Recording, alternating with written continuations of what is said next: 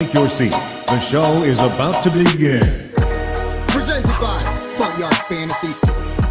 I'm your host, Simon. Joined as always by my wildly handsome co-host, John Luke Garofalo.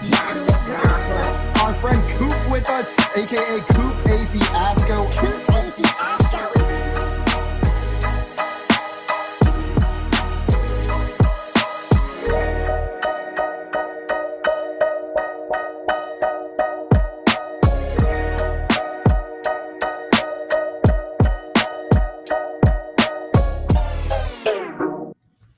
What's up, everyone? Welcome into the Front Yard Fantasy Morning Show here on Better Sports Network. I'm Simon, joined as always by my still goateed co-host, John Luke Garofalo. You keep threatening us, JL, but goatee check, day 5. It's still here this week. I really hate that you introduced me that way, but I will accept it, and you're right, it is still here.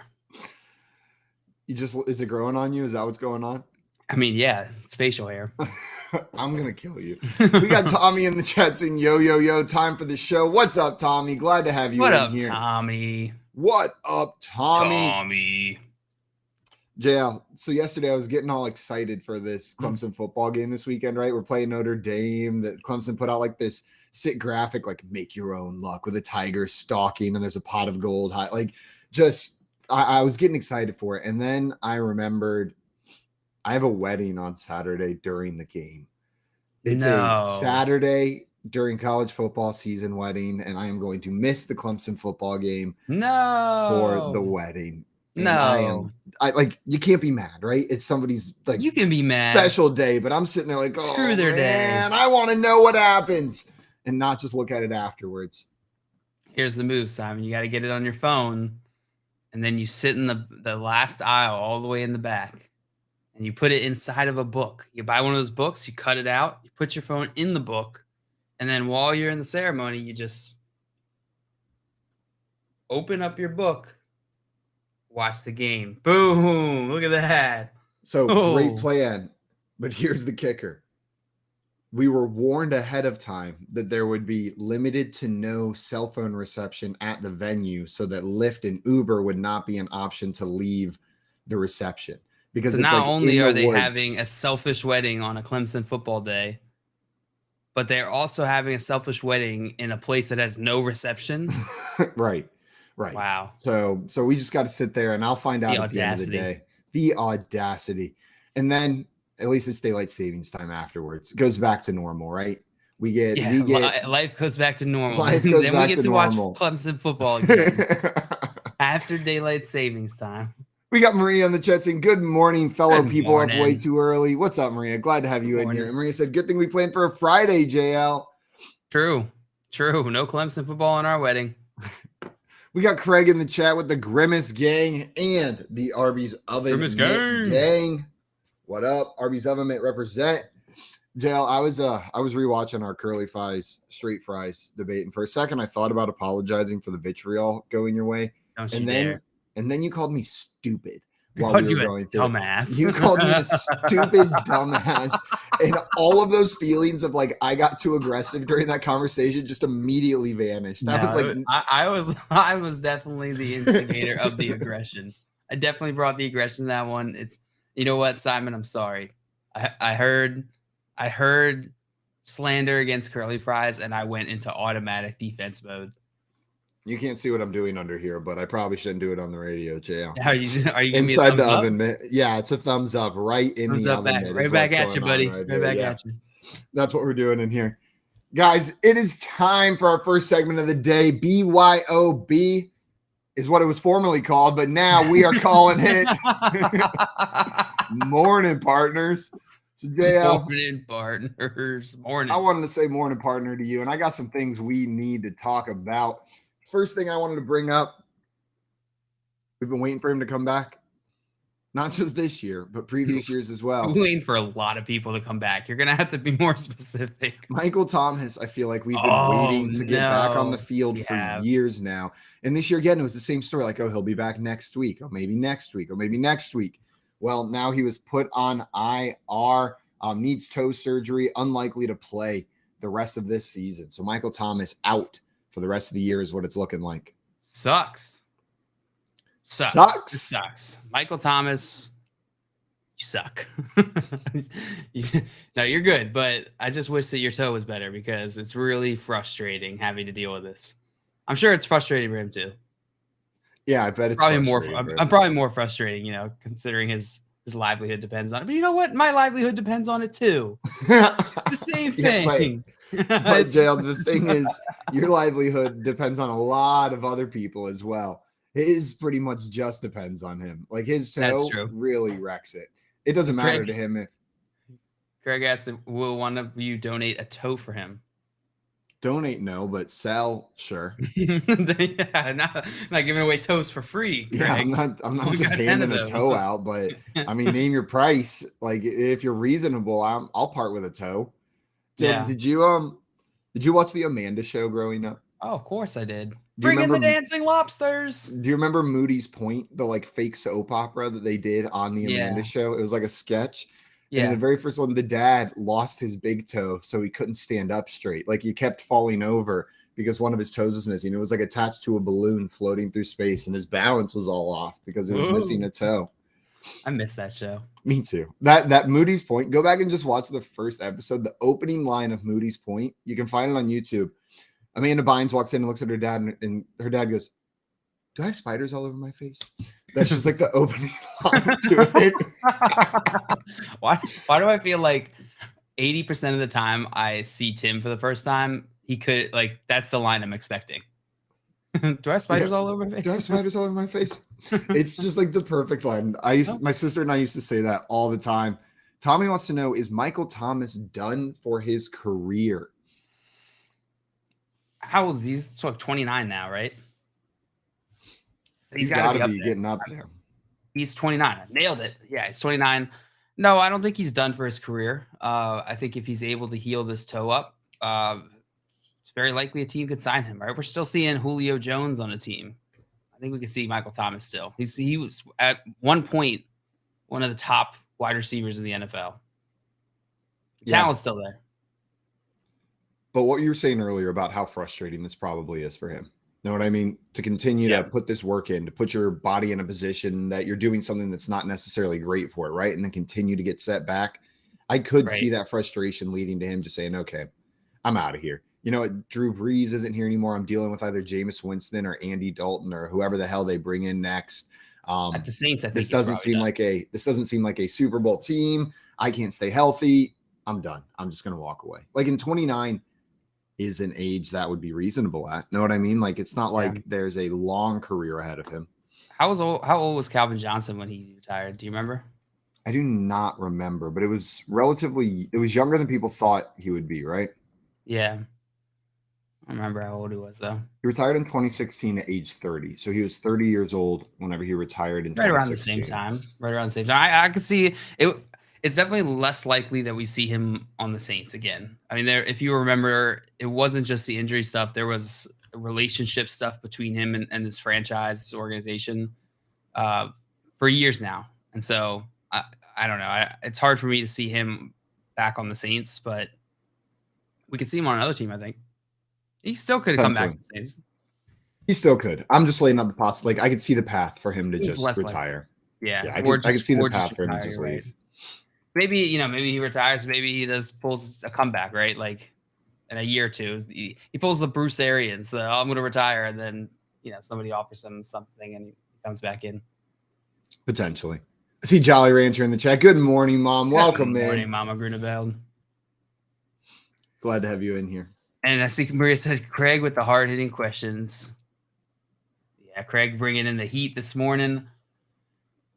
Another sad news, Rashad Bateman out for the season, undergoing season-ending foot injury. And I believe when I heard this news, I believe I said exactly word for word, no! That was it. That was all I said. This news hit, and my girlfriend looks at me and goes, oh, dang it, can you fix my fantasy team? And she hands me her phone, and I look at this team. On the team, Michael Thomas, Rashad Bateman. No. Rashad Penny. No. Elijah Mitchell. All four of those players sitting on this team.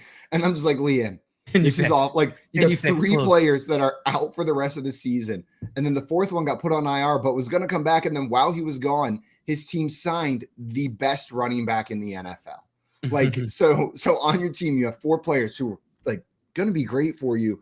And then just there goes. It's their work league.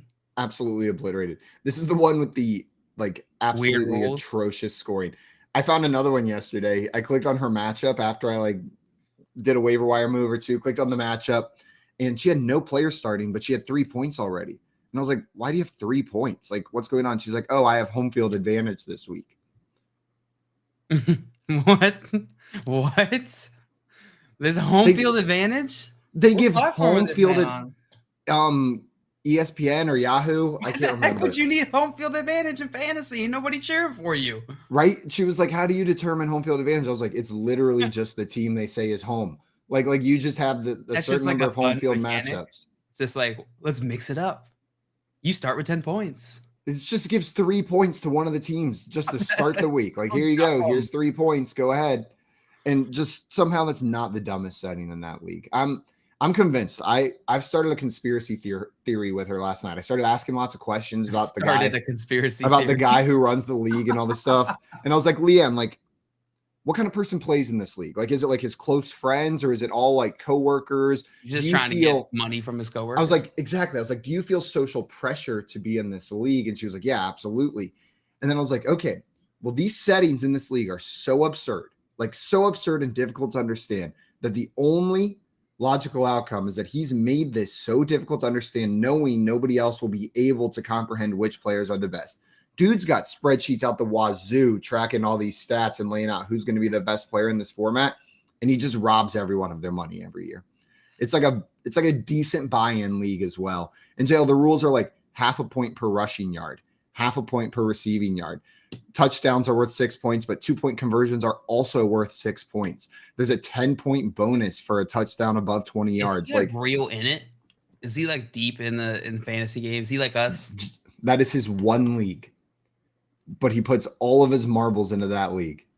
It's very odd. I think that could be the case, Simon. I don't think it's the only outcome. I think it could also be true that he's just weird and he likes playing a weird format.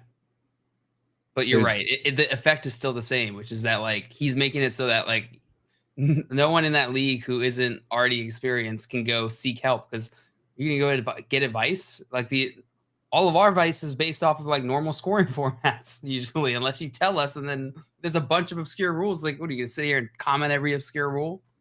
Yeah, and I'm not gonna know what that means. If you lay out the scoring settings, I'm gonna go, huh? It's like, oh, also I got home field advantage this week. And we're gonna be like, what? Yeah, I got 3 points for no reason. Seems pretty cool. Yeah. Sorry, I completely derailed the Rashad Bateman talk. No, it's okay. But it just blows my mind every time I look at that league. If that person's listening, I hate you and everything you're doing for fantasy football. You make my life worse. I don't even hate the idea of you. I hate you as a person. Rashad Bateman, though. No, that's Rashad Bateman sucks. No, he doesn't suck, but it sucks that he's hurt. And I have a lot of Rashad Bateman, Simon. I mean, and I think the process was great, right? Whenever he was on the field, he was the primary target outside of Mark Andrews in this offense. And it really stinks that he's gone down injured for fantasy, for real NFL. I'm sure as a Ravens fan, it's not fun, but no, you don't like to see it. No. Does this change anything for Devin Duvernay, Isaiah Likely, Tylan Wallace, whoever else is there? Yeah, it changes things for Devin Duvernay. He's now startable week in, week out, I think. He's still going to be a bit boom bust, but we have seen his game win. Log? What'd you say? Have you seen his game log? I've seen his log, all right. Have you seen his log? I've seen his log. I've seen his log. Real bad. No, whenever Rashad Bateman's been out, he's been getting more volume. Know what I mean? So I think we might be able to expect a little bit more consistency from him. But like whenever you're looking at Duvernay, he's still very much boom or bust in your lineup. But hopefully we'll get more boom with Rashad Bateman out because of the additional targets that are going his way. I hope so. Since Rashad Bateman's out, he just still has not been able to do anything with it. The last 2 weeks, 4 targets, 3 targets the week before against Cleveland. It's just, I don't know. I'm not that hyped for Devin Duvernay. I am hyped for Isaiah Likely though. I think he definitely gets a boost here.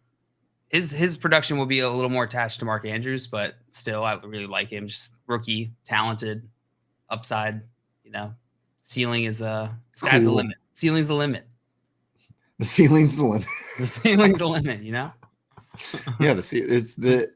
you're optimistic but realistic. Yeah, I'm optimistic and realistic at the same time. Ceiling's the limit. How high of a ceiling are we talking? Is this like your standard 10-foot ceiling, or we got 20-foot ceilings in this house? Somewhere in the middle, 12-foot. 12-foot ceilings? Yeah. Beautiful. You know what? You don't want too much higher than that, because especially if you're buying the house in like the fall or the summer, you have no idea how well the heat works. You have no idea how tall you're going to get in the winter. You might get up there. Yeah, it's bulking season, and sometimes you just get really contract. Big. I learned science. I took science. Yeah, in the winter, wouldn't you get colder in the winter? Wouldn't you get smaller in the winter? Nope. You heat up, so you expand because you got all those coats on. Because you vibrate so much because it's so cold. Yeah, exactly. Yeah, exactly. I also, this comment made me laugh, and then I forgot to talk about it. But Tommy said, "Oh no, I lost it." Tommy said, "I could see him just walking away," referring to Michael Thomas with a limp, of course, but could see it.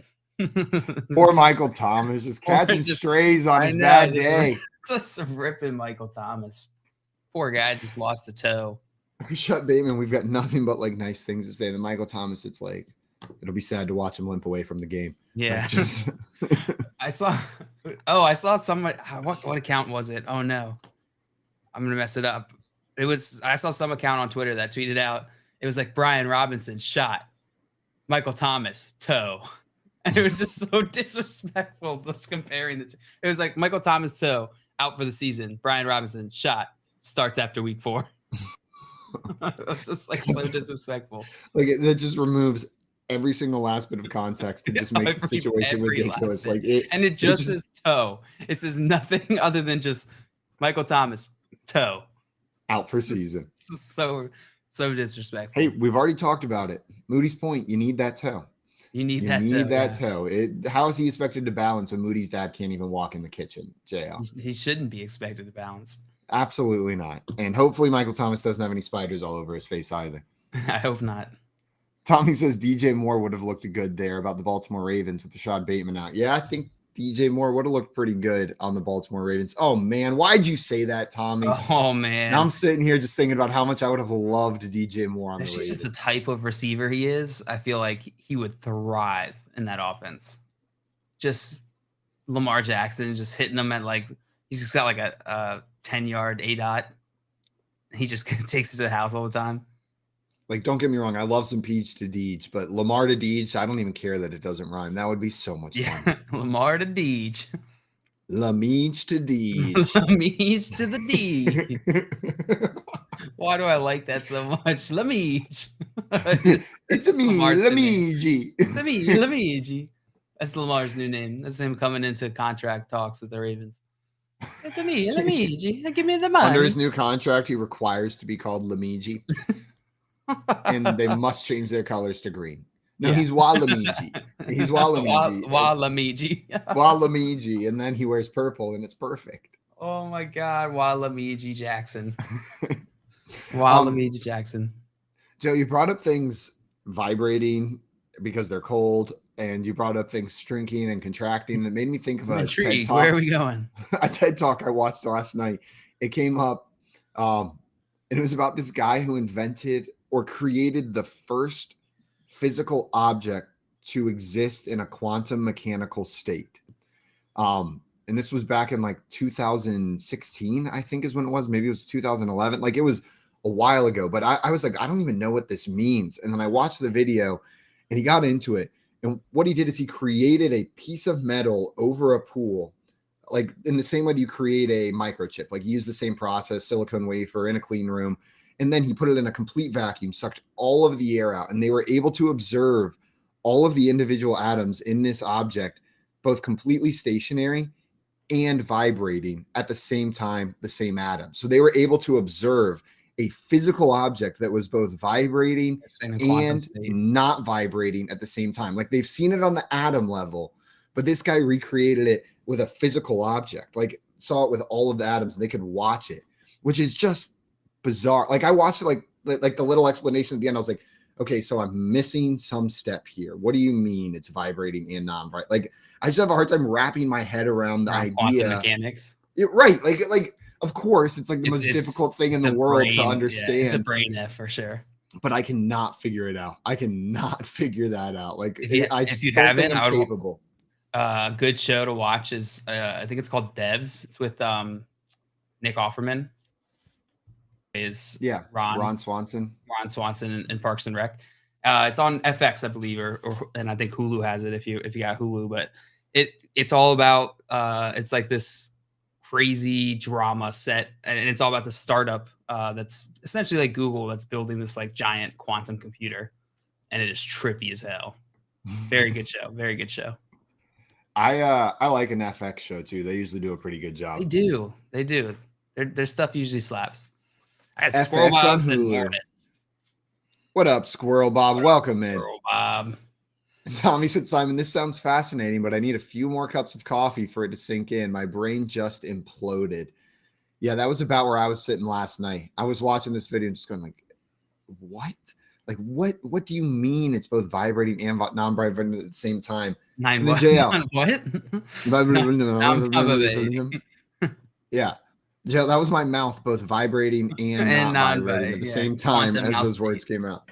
But here's the sentence he left us on at the end of the video. He goes, and if this piece of metal can be in two places at once, why can't you? Thank you very much, everyone. And then I was just like, you're just going to casually imply that like teleportation is possible and then just sign off. Like you're not going to explain anymore. I couldn't find an article that he had written or any further follow up.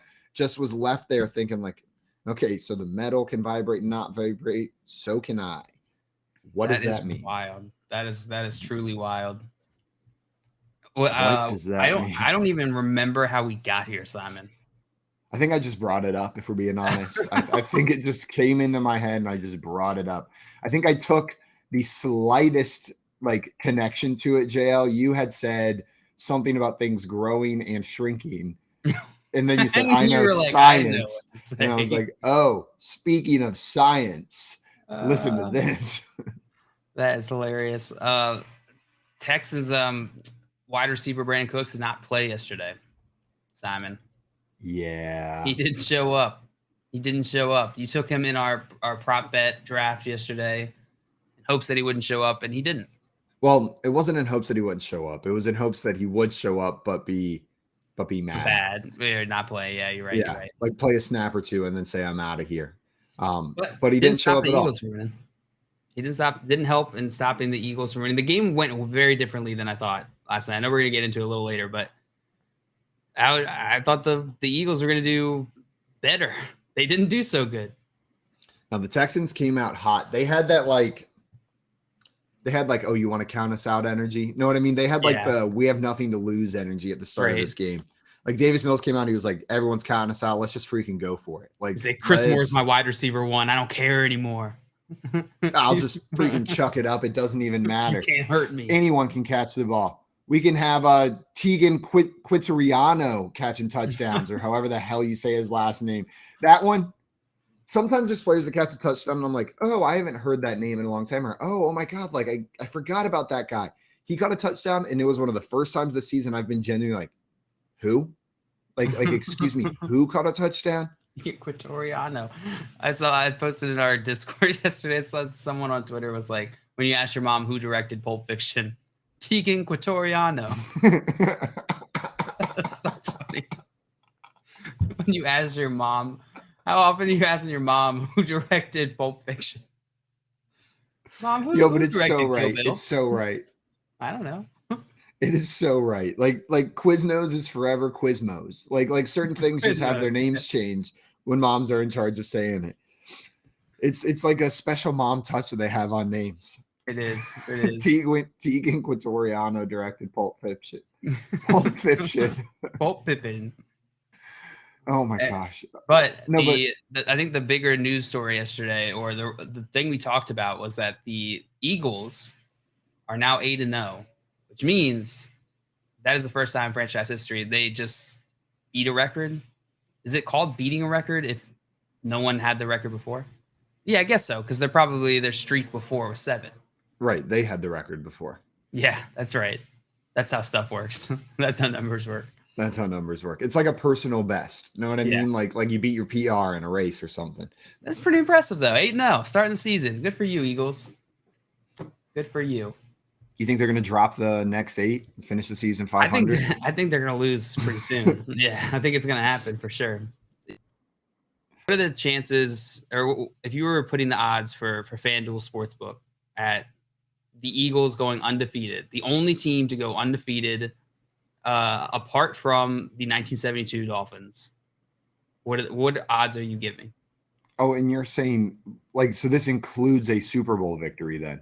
Yeah. If you're saying that, because there was another undefeated team during the regular Queen's season, Gambit. but they lost in the Super Bowl, right? I mean, just to win the Super Bowl, they're sitting at like plus 500 odds. That's astronomical to win every single game for the rest of the season and go straight through the. No other team has done it except for one. Right, like you could set that at like plus 6,000, plus 7,000, and not even be worried about it, and that's probably even too low. Plus 15,000. Like, don't get me wrong, they have a decent schedule rest of season. Like, they have the Commanders, they have the Colts, the Packers, who are struggling. A couple, 2 games against the Giants, a game against the Cowboys, and a game against the Titans. Like, those are their tough games left. But Bears, Saints, Packers, Colts, Commanders, they don't have a wrecking ball they're running through at the end of the season. They just have a couple tougher games. They'll probably drop 1 or 2 of them, but this Eagles team is in prime position to grab that number 1 seed. Yeah. I fully expect them to be the number 1 seed. Tommy in the chat said plus 5,000. Better House said 0.0. 0.0 percentage chance. Also, Squirrel Bob with the Let's Go Eagles. It says helps me feel better about the Phillies the past 2 nights. Yeah, Eagles have looked good. Another big news story yesterday, time we talked about it yesterday, the Washington Commanders, Daniel Snyder thinking about selling the franchise. But what came out yesterday is that Mr. Jeffrey Bezos is looking into buying Washington Commanders, which has been a rumor for a long time. I think since he has the Washington Post. He's got that giant Amazon facility in Northern Virginia. This has been a rumor that's been going around a while, and it's getting renewed, obviously, with these rumors this news with Dan Snyder selling the team. You think Jeff Bezos is going to be the guy that does it, the billionaire that does it, Simon? I mean, he's got the money and the ego to want to be an NFL owner, I feel like. Know what I mean? Like, you got to have a certain ego to be like, I own an NFL team. It's mine. I play with it. This is my team. So I think Jeff Bezos has that level of ego. He's got the level of money, and he's obviously got the desire to own a team. So I could see it. I think he'd be a better owner than Dan Snyder. I think he would have the best interest of this franchise in mind. Literally the lowest bar. You know what? Yeah, it is a low bar. I'll go a step further. I think Jeff Bezos would be a good owner of an NFL team as far as owners go. I think he would do positive things for the program. I've been impressed with what Amazon has done with Thursday Night Football.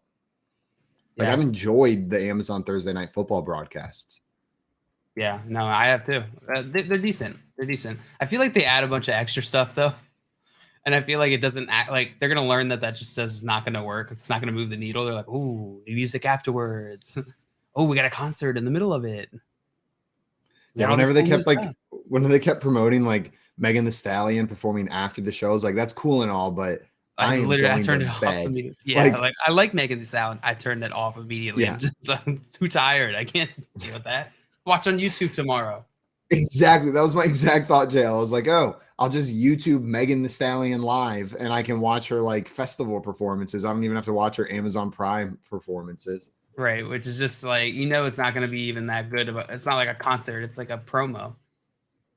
Nah. Yeah. No, they'll figure it out. But the broadcast itself, really all it is for me is Prime Vision. Jeff Bezos has my support because of Prime Vision to buy this team. He's going to get Prime Vision overlaid on the field with a projector during the games at the stadium is what's going to happen. I watch Prime Vision now every time it's Thursday Night Football, and it is an extra step that's like fairly annoying because I have to like sometimes switch between TV and my phone if I'm like taking Rosie out, that sort of thing. And it's always like 10 extra clicks to get to the Prime Vision one. But I like it. But as I'm watching it, I'm just like, man, they give you so much useless information. Like they just give you so much information that is just like, that's cool. That does nothing, but that's cool.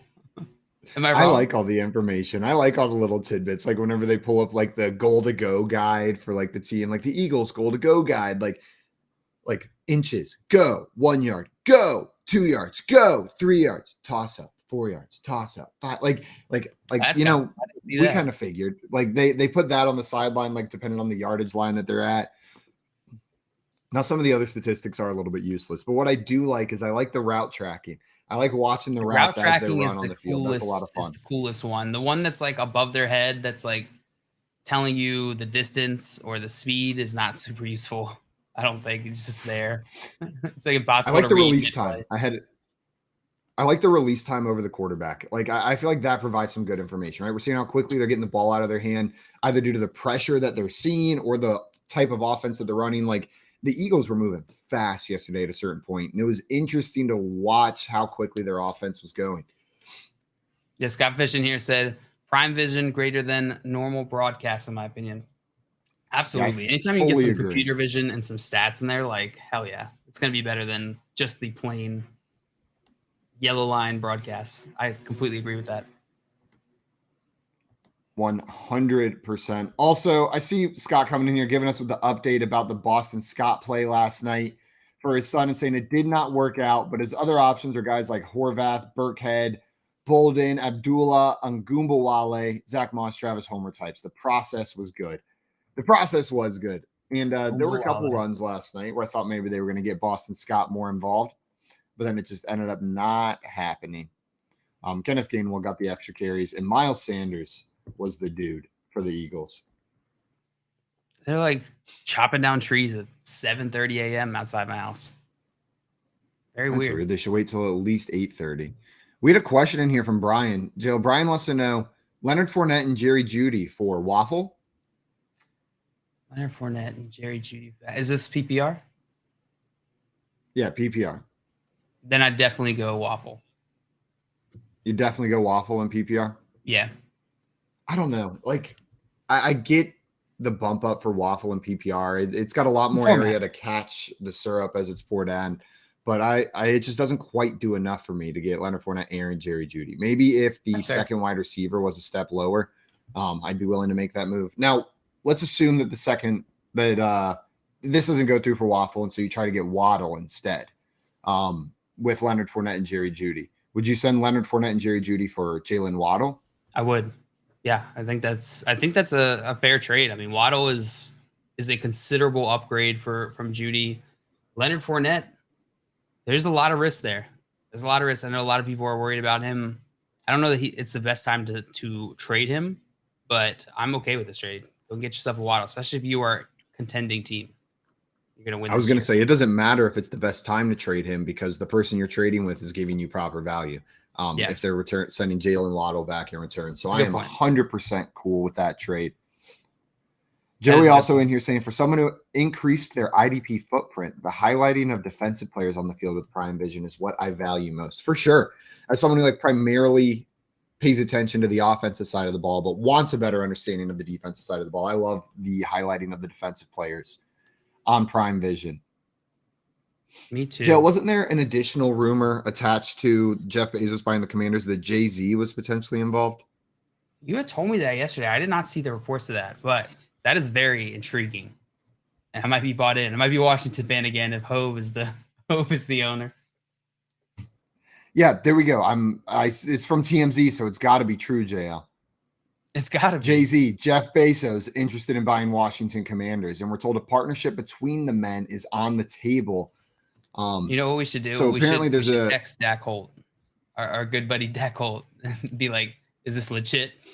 He used to work for TMZ.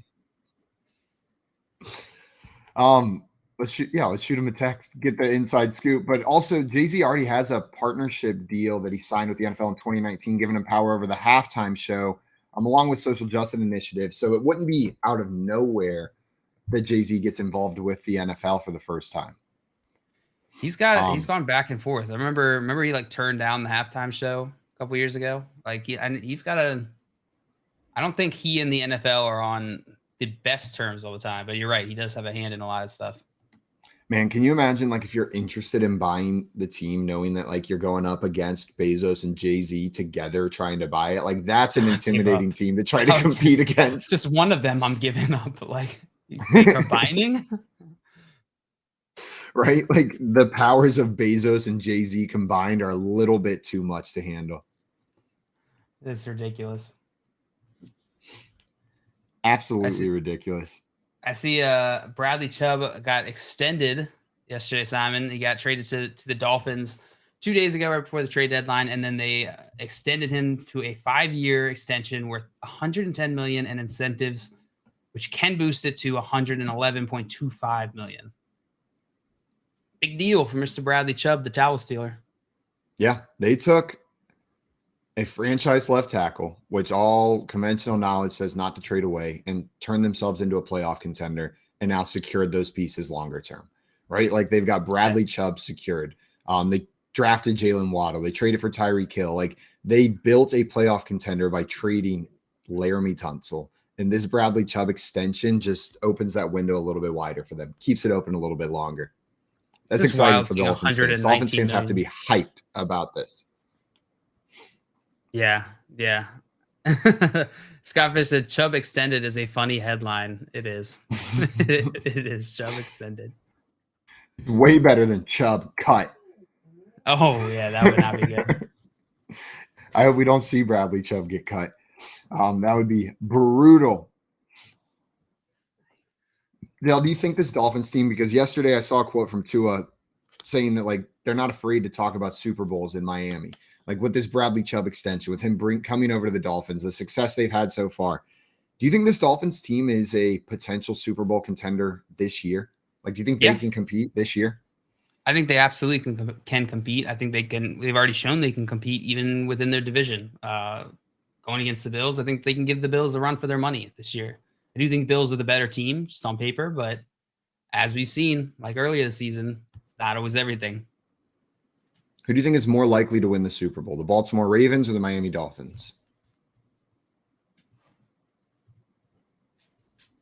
I think the Ravens. Oh, God. I was going to say because of Roquan Smith, but the Bradley Chubb, I don't know. Honestly, I think they're pretty close. The reason I bring it up is the Ravens are currently at plus 1,400 on the FanDuel Sportsbook to win the Super Bowl. The Dolphins are down at plus 2,800, right? Like it seems like a little bit of a disparity. And I'm with you, Jay. I kind of view them similarly whenever it comes to like their chance at winning the playoffs or winning the Super Bowl. You know what the difference is, Simon? Is the Ravens can lock up a playoff spot a little more easily, I think, than the Dolphins can. I think that's probably what accounts the odds. I think just taking merit alone, they're pretty even. But the Ravens can just win their division. The Dolphins, it seems unlikely that they win their division with the Bills there. Yeah. That makes a lot of sense, Jay. That makes a lot of sense. Guys, coming up today. Oh, what's up, Jay? I was going to say just that Ravens have too many injuries. Yeah, they are dealing with injuries right now. But who knows? That might not be, they might be able to get some guys back here before the end of the season. Absolutely. Guys, coming up, we got some real talk coming your way. Jay and I are going to answer some questions just to get to know us a little bit better. And then we will be recapping Thursday night football and going over our prop bets from last night. We have Vinnie Iyer joining the show a little bit later today as well. And then we will be playing Hypothetically with our friend Tim and then answering your questions all day today throughout the show. So if you've got them, throw them in the chat. You're listening to the Front Yard Fantasy Morning Show here on Better Sports Network. And with your BSN time out, and today we're talking about one of my favorite subjects, that is the futures market for the upcoming college basketball season. With me, as always, the captain of our ship at Green Screens Media, Mr. Mike Holland. Mike, why don't you kick us off with some favorites that you think are still good bets to place? Yeah, let's go with national runner-up North Carolina, plus 140 to win the ACC, plus 900 to win the national championship. Core 4 players are back: Baycott, Love, Davis, and Black. Coach Hubert Davis entering year 2 with confidence. The loss of Brady Manick is tough, but Northwestern transfer Pete Nance will help soften that blow. Let's slide over to the Pac-12. Some West Coast action, plus 190 to win the Pac-12, plus 1,600 for UCLA to win the national championship. Coach McCrone has done a fantastic job building up this powerhouse program. At 2 stars, Tiger Campbell and Jaime Jaquez coming back, as well as 2 5-star freshmen, Amari Bailey and Adam Bona. This team is loaded and ready to make a run. Love the Bruins this year. I'm going to go for the repeat. Kansas Jayhawks plus 215 to win the Big 12, plus 1,300 to win it all. It's a young team, right? They lost a lot of pieces from this title team last year, but managed to retain Jalen Wilson and DeJuan Harris and reloaded with a bunch of 5-star talent. Might take a minute for this team to click, but ultimately Bill Self is a proven winner. Really like them for those 1,300 natty odds. Other side of the coin, underdogs and values. Mike, where are you going to get a little bit of juice in your futures bets? Yeah, let's go to the wide open Big Ten. Ohio State plus 1,100. Loss of EJ Liddell and Malachi Branham to the NBA was tough, but can be relying on a lot of freshmen early on, like Bryce Sensabaugh, Tanner Holden, and Sam McNeil coming through in the transfer portal. His team has question marks, but they may have answers by midseason. Let's slide on over to the ACC as well, plus 2,000 for Notre Dame. They finished tied for second in the ACC last year. They returned a veteran squad, includes lethal three-point shooters Cormac Ryan, Dane Goodwin, Nate Lejeski. Incoming 5-star guard J.J. Starling could be the X factor. Plus 2,000 to win the conference. They came in second in last year. I love that call. For me, I'll go the Tennessee Volunteers plus 3,000 to win the national title. This is a team that won the SEC tournament last year. Rick Barnes, we know, can recruit, so he has an absolutely loaded team top to bottom. Guys like Triple J and Vescovi are legit difference makers in this league, so love them at that plus 3,000 price. Last category, player of the year. Mike, who do you like to bring home the Wooden Award? Let's go with the long shot, Keontae George from Baylor, plus 6,000. Freshman No Strangers winning the National Player of the Year. He lit it up in the Global Jam this past summer. He's a 3-level scorer, plus defender, one of the top NBA prospects. I'll go chalk here. Armando Baycott, plus 900. We talk about the Tar Heels as a favorite to win it all. Baycott has a lot to do with it. Last year, 16 and 13, almost 2 blocks per game, and can legitimately take a step forward on this loaded Tar Heels team. That will do it for your BSN timeout. Make sure you stay locked to the Better Sports Network and check out Green Screens Media on Twitter, TikTok, and YouTube so you don't miss a minute of our college basketball coverage.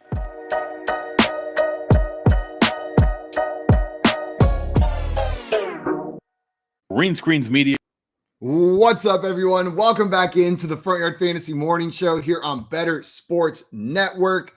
JL, I love a little JL giggle in the morning. It makes me light up a little bit. Oh, stop it. Stop it. Okay, you don't like a JL giggle in the afternoon? No, I am tired by the afternoon, and every time you giggle, it pisses me off. I'm just like you. No, truly. Sometimes, like as the day wears on, it gets to be 4 or 5 p.m. Like people start doing things that I know are normal and pleasant, and I start thinking like, I hate you. Oh, like the guy just sitting at the bus stop on his phone having a normal conversation outside my house. I'm sitting there thinking like, shut the hell up. How rude. Whereas like it's just a guy going about inside trying to watch TV. I'm trying to watch House Hunters International, and you're out there having an important conversation with a family member at the bus stop prior to getting onto the bus. 30 feet away.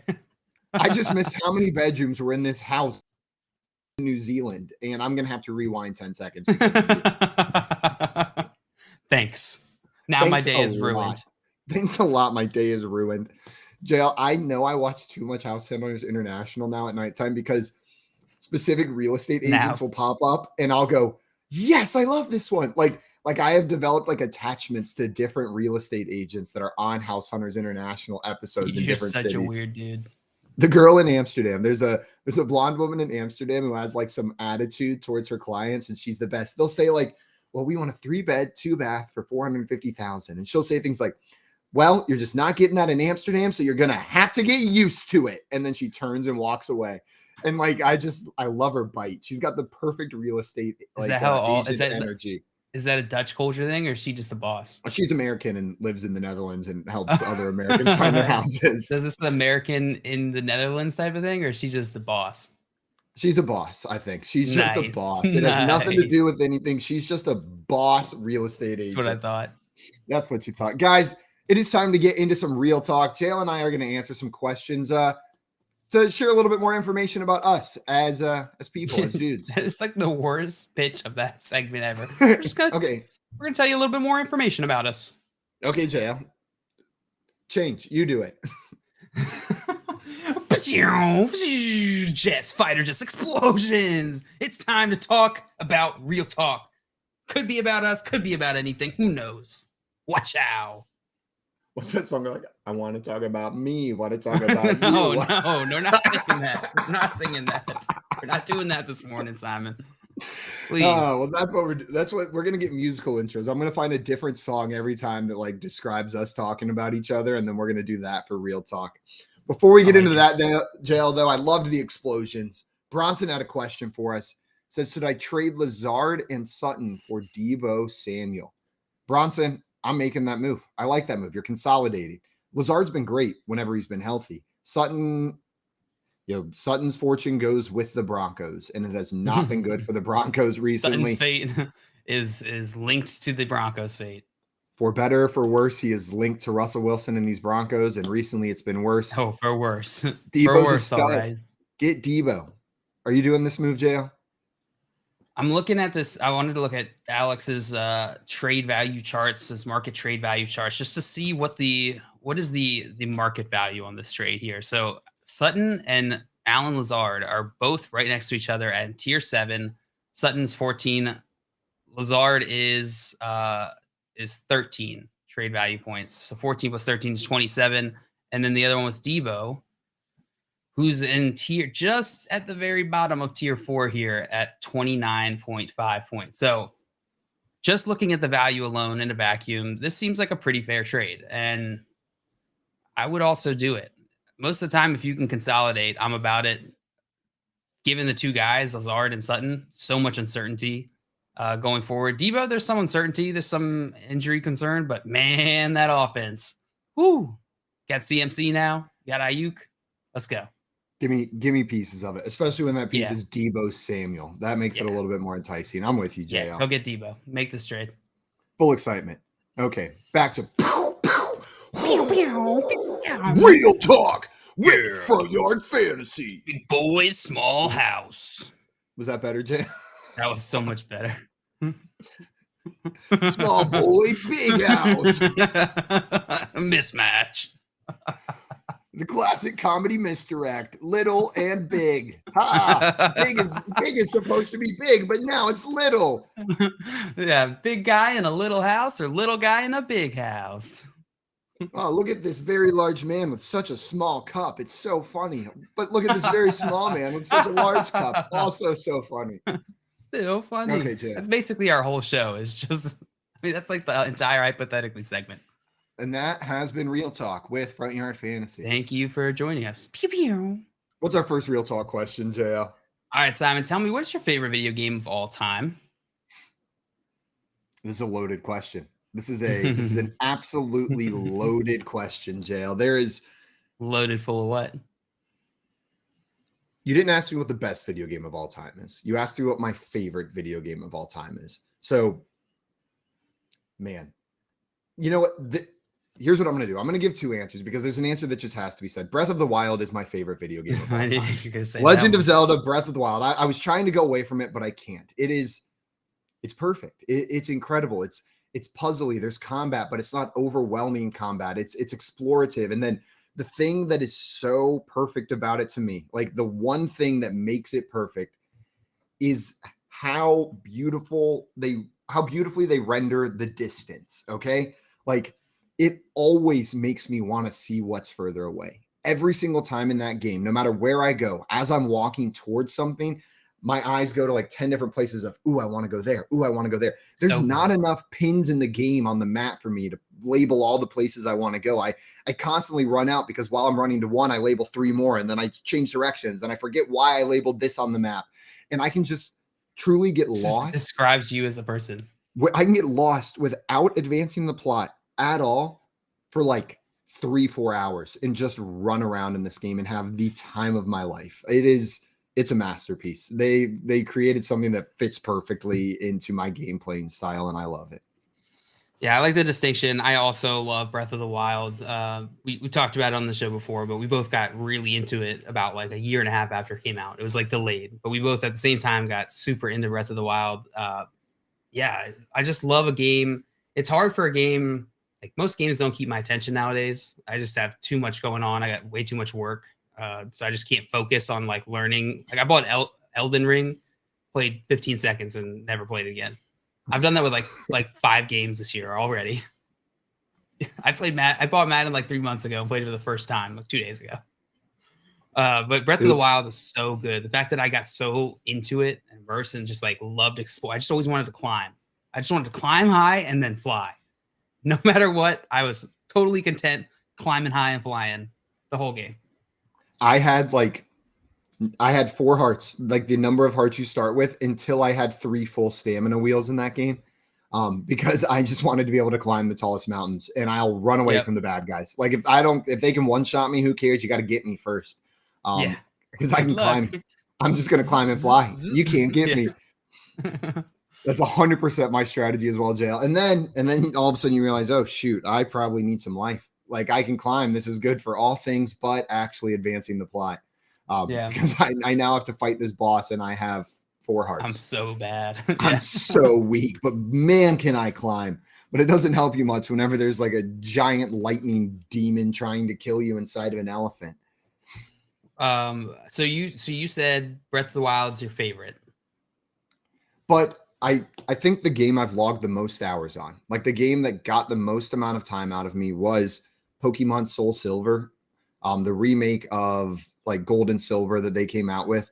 I had like close to 1,000 hours put in on that game whenever I finally hit a breaking point and deleted my save file and pulled away because I got a little bit too obsessed in high school with that game. But it was perfect. The Gold and Silver are the best Pokemon games because you can visit 2 entire regions. Like once you finish Johto, you can go back to Kanto. You can get 16 full gym badges in Pokemon Soul Silver, and you get to have a Pokemon follow you around. It updated the graphics on one of the classic games. It's just Gen 1 and Gen 2 Pokemon. It was the bomb. But just to illustrate how much I got into it, I ran a shiny shop on the Nugget Bridge forums on the internet where I had over 300 different shiny Pokemon. Like I ran a Nug shop on the Nugget store forums. No, it was some Nugs on the Nug Bridge, JL, and that's as far as it got. Some shiny Nugs on the Nugget Bridge web forum. Any questions? Pretty self-explanatory. The Nugget Bridge was like a competitive Pokemon forum, and there's shiny Pokemon in Pokemon. If you haven't played, they're like approximately 1 in 5,000. The odds are a little bit more specific, but they're just different colored, and they're very rare in Pokemon, and people collect them. And so I started collecting them. I started like finding them and trading people for them, and then I would clone them and then EV train the clones. And then I had a shop of hundreds of shinies, untouched, untrained, or fully trained, level 100, that I would trade to people for more shinies and more shinies and more shinies. And one day when I deleted my file jail, I had over 300 different shiny Pokemon in those boxes. And I was like, oops, I haven't done much else besides Pokemon in the past couple months. And so I deleted the file and moved on with my life. That's where those years went. That's where those years went. For me, I think my favorite game of all time, I mentioned it actually earlier in the show, or not earlier in this show, but earlier this week when we interviewed Amon Green. I think it'd be Gears of War 1. Really? That game is just so special to me. Like it just was like such a fun part of my childhood, or like my formative years. It was like right when just like the online gaming industry was really booming, and that game was just perfect. It was so flawed, but like it was perfectly balanced in its flawedness. It was just so much fun. I don't think it's the best game. I think there are plenty of other games that I got really into, maybe even played more than Gears of War, but that one is always special in my heart for sure. I never played Gears of War. I never played it. I always got it confused for God of War, which is a game I had for PS2. Like I had that game, and so every time people would bring up Gears of War for years, my like memory mixed up the two, and so now I have to like, no, not the game God of War that I did play. I've never played Gears of War, but been on my list. It's been something that I feel like I need to go back to and play because so many people just love that game. You can't go back to it. It won't be the same. I think part of it was like the online community at the time. You know what I mean? Like, and I doubt that that's still there. And like they have newer versions. I think I think I saw somewhere they're coming out with one, but they're not quite, they don't capture that magic that first one really did. Shout out to the Tony Hawk games as well. Those were my childhood. Those were, I could shout out so many games right now. like I Definitely truly only played Tony Hawk from the age of like 8 to 14. Like So besides good. Pokemon on my DS, we played Tony Hawk so hardcore. It was a ton of fun. Joe, you want? Go ahead. He said I'll throw RE1 and RE8 as two of my favorites. Some Resident Evil in there. Keith's a Thank you for Resident saying it, Evil 'cause dude. I had no idea what the acronym was. I got into I played Resident Evil 5. I got like really into it then. But you're just so slow in that game. Feet. And Tommy said Final Fantasy 6. 3. A lot of Final Fantasy fans I've met. Never really got into them. The only thing I hold against Final Fantasy is my roommate was very into it, and watching him play video games was the most painful experience on planet Earth. Luke could not just the indecision in every action that he made in the game everything. was infuriating. Like you sit there and you're just like just do it. The whole game is decision. Exactly. And that game is so decision based. Like I couldn't watch it. I literally couldn't watch it. It was awful. All right, let's hit another one of these prompts, Simon, before we hit the top of the hour here. What is your most memorable moment playing sports? Ooh, most memorable moment playing I got one sports. if you want to think through yours. You go first, JL. Yeah, you throw yours to me. There's definitely there's a bunch of moments that stand out. I played football a bit growing up, but really my main sports were baseball and basketball. I played those very competitively. Probably one of my biggest memories of just like, there's two really big baseball memories, but the one that I'll tell here is Cal Ripken has this little facility that's based off of Camden Yards, a little bit north of Baltimore, in Aberdeen. And he basically built a little league replica of Camden Yards. And so you can go and go to this tournament over at his facility, and you got to play in this like little replica of like a real field. It's super fun. As a travel baseball player, that was like a good thing. It's kind of like, a few steps down from Cooperstown, but same type of vibe. Yeah. And so we were just getting wrecked. This whole tournament, we're getting wrecked by these teams. They're so good. We didn't win a single one until the very last game. There's a bunch of fields around the replica. And so you're like playing on those. Every team plays one in the replica. So we're on the outside field and we're about to win. It's 2 outs, full count, bases loaded. And if they score, they're gonna beat us. But we're up by 1 run. So this guy keeps fouling it off. Finally, I'm playing third base. I'm like, all right, he fouls it off again. I'm going for it. And so of course he fouls it off again. I go running towards the side, jump up, catch the ball. And then there's like these 2x4s that separate like out of play, extend from the backstop. Slam into that. And my leg catches it. And I go flying into like the coach's wife who's like taking stats and stuff. Absolutely cut open my knee or my shin. I'm sorry. I still have to this day, I have this massive scar there, but I held onto the ball and won the game. And it was like the greatest moment. I was like, yeah, in Camden Yards, hang on to the ball. Only win of the tournament. We're all like so sad the whole time. And then that was the last game. We won it. Absolutely wrecked my leg. And then told everyone at school I got shot because it was just like a circle scar. And they believed it too. Dumbasses. That's awesome. The story wasn't cool enough that you like won the game for them. You had to add that you got shot onto it. Yeah, I don't know why. In the 7th grade, I was like, yeah. Yeah, I got shot and won a game in Camden Yards. No big deal. Like messing with people at my school, I guess. I don't know. It was a busy weekend. We got work and grind in the chat. JL and Jolly Rancher with the hooray. That's a sick memory, JL. I can see your face lighting up as you tell that story. Like I can tell that memory is like truly like that felt so good in the moment. Yeah, there's definitely streaks where I was just so bad at baseball and I was like not good for my team. So it was nice to have like a couple of those nice memories. Absolutely. And I guarantee you were better at baseball than me, Jalen. I never got on base from a hit, just from being walked Just in the the walk. one season I played baseball. What's Just your the most walk. memorable moment playing sports, Simon? Man, the problem is, like, the first one that came to mind is a sad one, and it was my last wrestling match senior year of high school when I lost at state, and I just was like, well, I'll never wrestle competitively again. That was the first one that came. Like, I remember just sitting on the mat afterwards, back in the locker room, and being like, well, shit, like, it's done. Know what I mean? Like, no matter what, Yeah. it's just my wrestling career is done. And it was weird. It was a weird moment, but Yeah. a more positive one. There was a kid I was wrestling. I had no business wrestling against him, and he was way better than me, but we were in the semifinals for a tournament, and he was up by like 2 or 3 points, and he was starting to stall. He was just holding on to my wrists and just like not letting me do anything. Just he had wrist control. And then I got called for stalling. Like, they put a warning on me. The ref You were gave like, me "What?" and I was so mad. And so I was like, and he said I was backing up. Like, you're backing up. You're backing up. It's stalling. I was like, I'm just trying to get my freaking hands away. And I was like, you want to see backing up? I'll show you backing up. That's when you should have just ran I go forward back with him. Oh, Dale. Just I pile went back driving. in there. He's holding my wrist. I was like, fine, I can't use my wrist. I'll use my freaking head. And I start headbutting him in the head out of bounds. We Are go you out of allowed to bounds do that? twice. Absolutely not. They stopped the match. They stopped the match when both of our foreheads were bleeding. They gave him a penalty, or they warned me for headbutting, but did hit him with a stalling for backing up as well. And then the kid stopped backing up and stopped holding my wrists. So it worked out. Yeah. And I beat him. Learned I his won lesson. the match. Won the match. Made it to the There you final. go.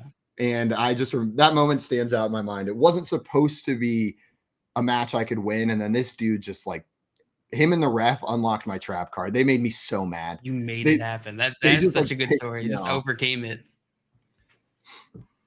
I love that. Tommy said, "Jail, if you were a good friend, you would put on a singlet and tussle with Simon so we can wrestle." I again. will absolutely never wrestle Simon. I can say that with an absolute guarantee because it is terrifying to me. I don't, Tommy. I made those same jokes before I saw it, but once I saw it, no, I am absolutely not wrestling Simon. Honestly, that might be one of my favorite sports memories. Like, low key, Jail, at the mountain Absolutely weekend. dominating the pledge as you The- wrestle. The dude was a Clemson offensive lineman. He and a track athlete at Clemson. We're at Mountain Weekend. He thinks he's gonna kick my ass, and then I throw him in a headlock in front of the entire group there. It was terrifying. Simon just went into turned into a different person. This is crazy. was I was awesome. like, I knew you were good at wrestling, but I was like, oh my god. Guys, now Andy come- Behrens just suspects it. Now he expects it. Guys, coming up, we are going to break down this Thursday night football game, recap it for you guys. And we've got Vinnie Iyer joining the show a little bit later today as well. And then we're going to play some Hypothetically. I'm excited for some Hypothetically. And then, of course, answering all questions that you have for us. So if you've got some fantasy football questions, make sure to throw them in the chat. Right now, you're listening to the Front Yard Fantasy Morning Show here on Better Sports Network. Better Sports Live with Rick Kamla. That's 7 p.m. Eastern, 4 Pacific on Better Sports Network. Andy Reid is the best current coach in the NFL. He's better than Belichick. Belichick has lost his way.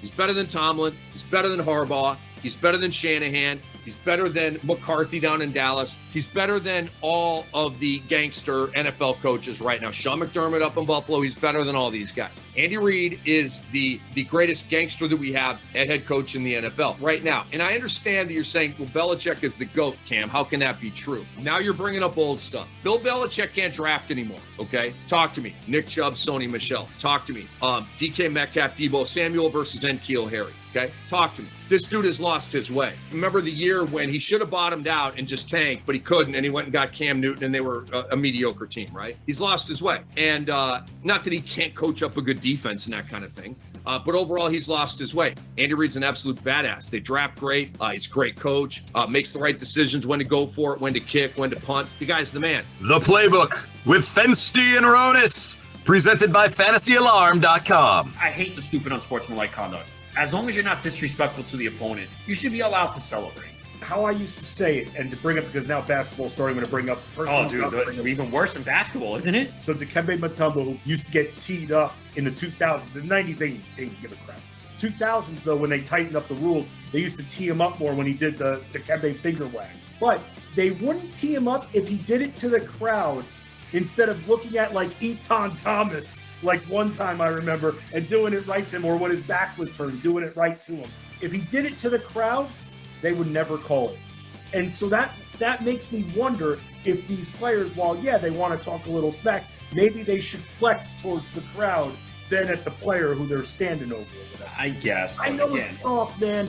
It is soft. Because you know what? Like we're gonna give 15 yards for that, bro. They think that, you know, want to know why they're paranoid? They think that's gonna turn into a fight. See, I disagree with that. That's not gonna start a fight. I agree with you. They don't agree with us. It's one thing. Okay, if you spit in someone's face or say something derogatory, like about their family or something, right? Yeah, that can incite it. But if you're just like, yeah, I made that play. What? You know what I mean? Like, again, they know the rules. You got to know you're going to get flagged. You have to have discipline. But, like, I don't know. I have no problem with celebration as long as it's not disrespectful. What's disrespectful? You know, it's interpretation, and that's my problem. Watch, it's going to cost someone in a big playoff game, and that's when people are going to go crazy. There'll be a third down play. Someone makes a pass breakup, and they're in someone's face. They're going to throw a flag. It'll extend the drive. That team scores, wins a playoff game because of it. You need something drastic for it to really leave an imprint, and I hope that doesn't happen to mine. Better Sports Network is betting, fantasy, collectibles. It's sports talk done better.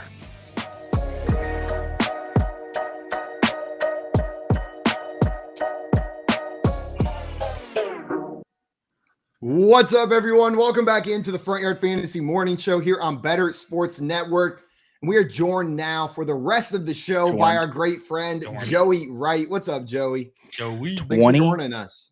27 carries, 139 yards. Guys, I want to move to like a higher stage with my level of commitment to Dameon Pierce. You ready to propose? I think I'm ready to propose marriage. I was so elated and so happy last night, and happy for my friend Jay Wall because the Birds won. But Dameon Pierce is great. He is. Jalen and I were talking about that a little bit this morning. He just looks like a not good for his draft capital, not good for a running back on the Texans. He looks like a very good NFL running back. Like he looks like the real deal. I'm buying in. This game is good luck in drafts. Yeah, good luck in drafts this season coming up, trying to get him before me because I might be going first round for him. Like he's just.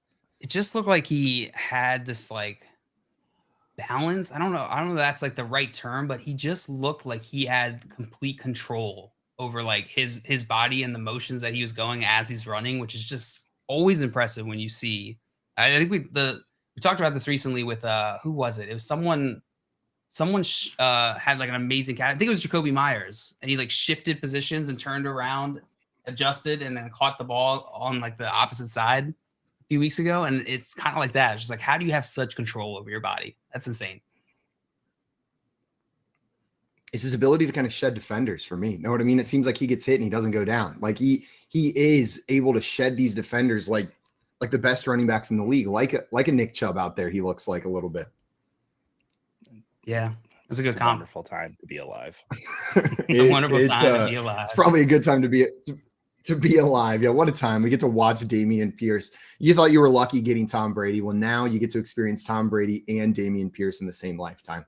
And LeBron James. What a day. What a day. Also, Joey, right before you came on, we were talking our favorite sports memories. And Squirrel Bob in here saying, I have some good memories playing on actual teams, but I think some of the best are like the pickup games of baseball, basketball, and football with my friends and brothers. You're 100% right, man. That's true. 100%. Like before school, me and my neighbor we're like, okay, we can fit in a game of basketball real quick in the driveway. Like, make sure you're ready 10 minutes before the bus and let's play real quick. Like, those are some of the happiest memories. Can I tell my glory days story really quick? Let's hear it. So I affectionately known in parts of Montana as the bad boy of Montana Christian School boys basketball. Really? In 8th grade, I played for Emmanuel Christian School and was in the game. I had like 12 points. It was actually a good game for me because I was usually just a rebound guy.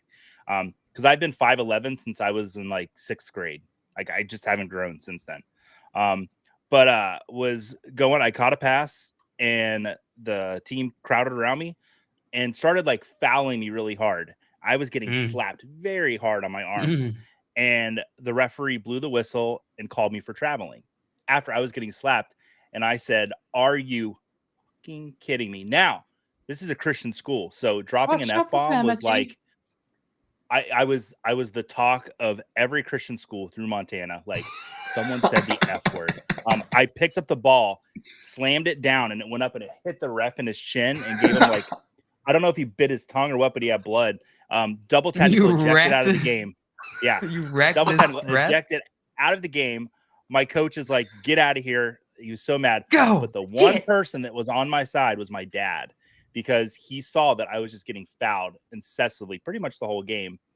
And so my dad reamed me out for what I did, and then went in the parking lot and reamed out that referee, who actually turned out to be one of the on the other team, the coach's dad, or the dad of one of the players. That's my glory day story. That's sketchy. So it sounds I like was he not deserved good it. at basketball.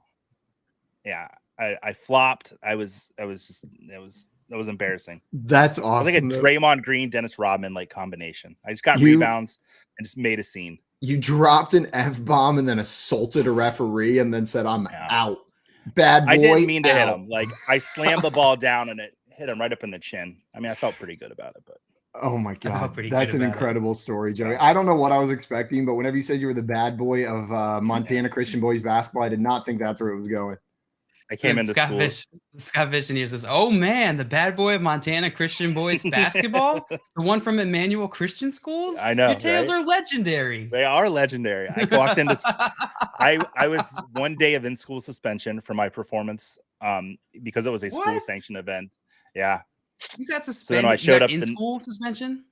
Yeah. Oh, in school suspension sucks. It's the worst. You know, My dad made me out of school suspension's the bomb, though. I remember play video games. I got it for breaking a fence, and then I had to go to school to like sign up for an exam as well. So, but while I was there, the principal delivered ice cream to everybody that was signing up for their exams, like as like a surprise. So what they did is they sent me home from school for 3 days. I got to catch up on all of the work that I hadn't done so far throughout the year to save my grades, and I went to school for 20 minutes and got ice cream. So that was my 3 days You're suspension. like, yeah, I'm gonna make this a regular thing. Maybe I'll break Yeah, a I got fence at to- Golden Corral once a year. Yeah, think I my had to read. in-school suspension was sitting in a freaking room with Patrick, the security guard. Dude had no personality. Wouldn't even joke with me. I had to sit in the office of like the leader of this school culture. The whatever you leader? want to call it. King? Leader of the I think he school made me culture. read like the entire book of Isaiah as part of my punishment. And I'm like, in I my don't know mind, that I'm one. like, Is that long? don't make me read the Bible as punishment. Like that's not the way to like get this across, my friend. But okay. So, and then I went to a public high school the next year, and I And all am was good. today, so. All was good after that. Guys, we had a Thursday night football game last night. We've alluded to it a little bit already, but the Philadelphia Eagles taking on the Houston Texans 29-17 in Houston, advancing to 8-0 for the first time in franchise history, and the last undefeated team left standing. The Houston Texans are now 1-6-1 so far this year, not looking so hot for them. But we had a prop bet draft that we did yesterday based on the results of this game. I think we I should don't go recall over that. the results of that. We'll start at the top. JL, you drafted Miles Sanders 7.5 receiving yards. You took the over on that. Bonk. Miles Big ol' Sanders bonk. had no 0. receiving yards. I don't even think he had a target yesterday, if I'm not mistaken. Nope. He was solely used in the run game, so that was a swing and a miss. I then took Brandon Cooks under 55.5 receiving yards.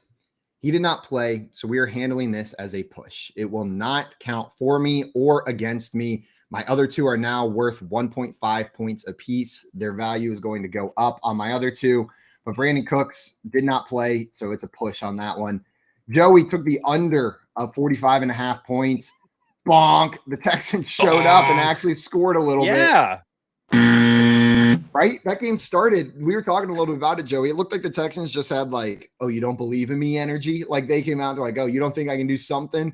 And then Hold my pretty beer quickly we were energy. like, "Oh yeah." I was putting my kids to bed and I got a text from someone about something I'll bring up a little bit later. And I was like, you've got to be kidding me that the Texans are winning 7-0. I just didn't expect it. Oh, that was like the At very halftime, it beginning was of the game. tied. It's- It was like the first Yeah. drive. First drive, you're like, what Yeah. the heck? I know. I didn't expect it. Joey, you then took Dameon Pierce over 2.5 receptions. Bonk. Bonk. You could have, and I remember you were like, I want to take a Dameon Pierce line, but I'm not sure I can take the rushing yards. I should have. Oh boy, Should should have have taken the rushing yards. 139 rushing yards for Dameon Pierce. He was a magician out there last night. He was a pure magician, like the good kind, like the guy who Yeah. makes it to the finals on America's Got Talent. That David kind of Blaine. magician. Slide a hand, and then you look in your pocket, and there's $5. That kind of magician.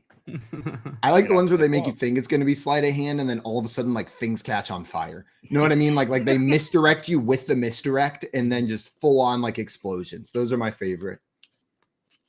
Or the quick change people. Dameon Pierce is a quick change artist. That's what he is. The ones where like they throw confetti in the air and then they're in a new dress. That's the best. Those are the number one best magic acts in the world. Can you imagine if there's a football player who was also like just had to mix his magic hobby into his game? Best game play? touchdown Just, celebration pulling ever. quarters behind defensive players, pulling flowers. I'm out of imagining their they pocket. have a plant in the crowd with the bag of like glitter confetti for the quick change, and we see Dameon Pierce run over, grab it, throw it in the air, and then he's got just a full ball gown on, and he just starts like doing a dance in the end zone with one of the switches other players' players. helmets out when they're about to tackle him, and they're like, "Whoa, how did you do that?" He just runs in the He end just zone. hides like live rabbits in all their helmets while they're in the sideline. Was there a Dameon? Reach this place. Was there a Dameon Pierce rabbits out of hats prop last night, or did we miss that one? I don't think anyone took It was that. 3.5. 3.5 rabbits out of hats. Hit the Dale, over, the hard over. My next prop was Jalen Hurts over 1.5 pass touchdowns. I took the over, and that did hit. Thank goodness. Jalen Hurts throwing 2 touchdowns last night. So I got Finally. one right. It's going to be 1.5 points for me on that one. JL, you're next two. You hit on both of them, both your Davis Mills props. Davis Mills over 1.5 rushing yards. And Davis Mills had decent amount. 18 rushing yards. So he did more than enough for you. And then over half an interception for Davis Mills. And he threw 2 interceptions. So you were good to go on that one. Both of those right for you. So Joey, with the 2 you got wrong, unfortunately, you're already going to lose because JL got 2 right. Comes down to whether or not I got this one right. AJ Brown over 4.5 receptions. Seems easy, right? Seems like he had to have hit that. Yeah. Touchdown. Bonk. He got 4 receptions for AJ Brown. I did not hit Good that line. one. That is a good line. Good line. And then Joey, your last one, Jalen Hurts over 42.5 rush yards, did not hit either, which means Joey, you and I are the losers of the prop bet challenge, which means we are going to have to pay out on our impression bet. Yeah. JL, I don't think I'm. Go ahead. Sorry. You don't think you're what, Joey? I don't think I'm going to be able to do Chewbacca. I think the public demands someone else to do that. JL, who are we doing? So we asked yesterday on the show for suggestions, and the suggestions that I wrote down were Chewbacca and Miss Piggy. So Okay. we can go with that if you guys want. That's what the chat wants. I don't know how well a conversation as Chewbacca is going to work, but I will more than gladly do another Chewbacca. We already did a impersonation. Chewbacca one, so we'll take out Chewbacca. I'm cool with that. I was going So- for redemption. I don't get redemption on Chewbacca. If you want redemption, here's I the want thing. redemption. Here's the thing, Simon. Are you confident you can achieve redemption here? So, yes, but I haven't practiced at all. So I have, but for some reason, I have the utmost confidence that this time is going to be better. Like this one's gonna sound more like Chewbacca. I just have a feeling. It's like back freshman year of high school when I ran cross country, and I would spend 2 weeks just swimming in the pool that was on our track because no one watched JV run. And then I'd go to the race and I'd be like, I know I haven't practiced at all, but I'm setting a PR. I don't care what happens. But I am I'm going ready. to. I don't need practice. We're just going to make this happen. Dustin had a really good idea. He said you should just get a running list of suggestions so you can practice and then draw them out of a hat on the day so that it's still somewhat of a surprise. I love that suggestion. I That's a think good idea. We'll probably do that. That's a good I'm writing idea. that down, Dustin. We're going to Good start collecting suggestion. them in our Discord today. Start collecting some suggestions in our Discord. We'll throw a thread over there and then we'll put them all in like on a wheel that we spin or something like that. Oh, and do that's that gonna before be each time. That's gonna be fun. That's a good one. All right, so Miss Okay. Piggy and Chewbacca. So Simon, you want redemption here? I'm willing to grant you an opportunity at Okay. redemption if you would like. And Joey, are you okay with Miss Piggy? I'm very okay with Miss Piggy. That was a little bit concerning the way you said that. It was. Joey's like, I'm quite familiar with. No, I've watched it. So I know what I need to do. So the scene in which you guys are doing this impersonation or acting out the scene, you are in a library. Miss Piggy is the librarian.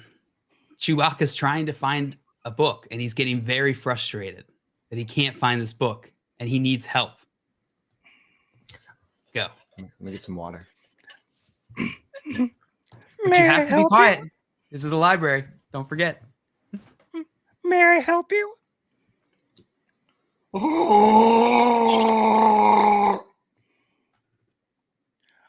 I'm sorry.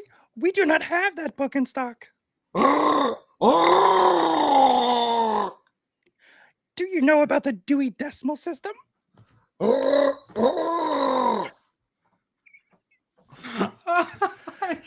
show you your way. I'll show you your way to your book. Excuse me?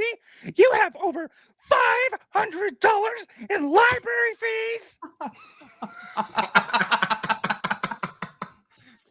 Okay. Chewbacca, what are you doing? Pay your fees, bro.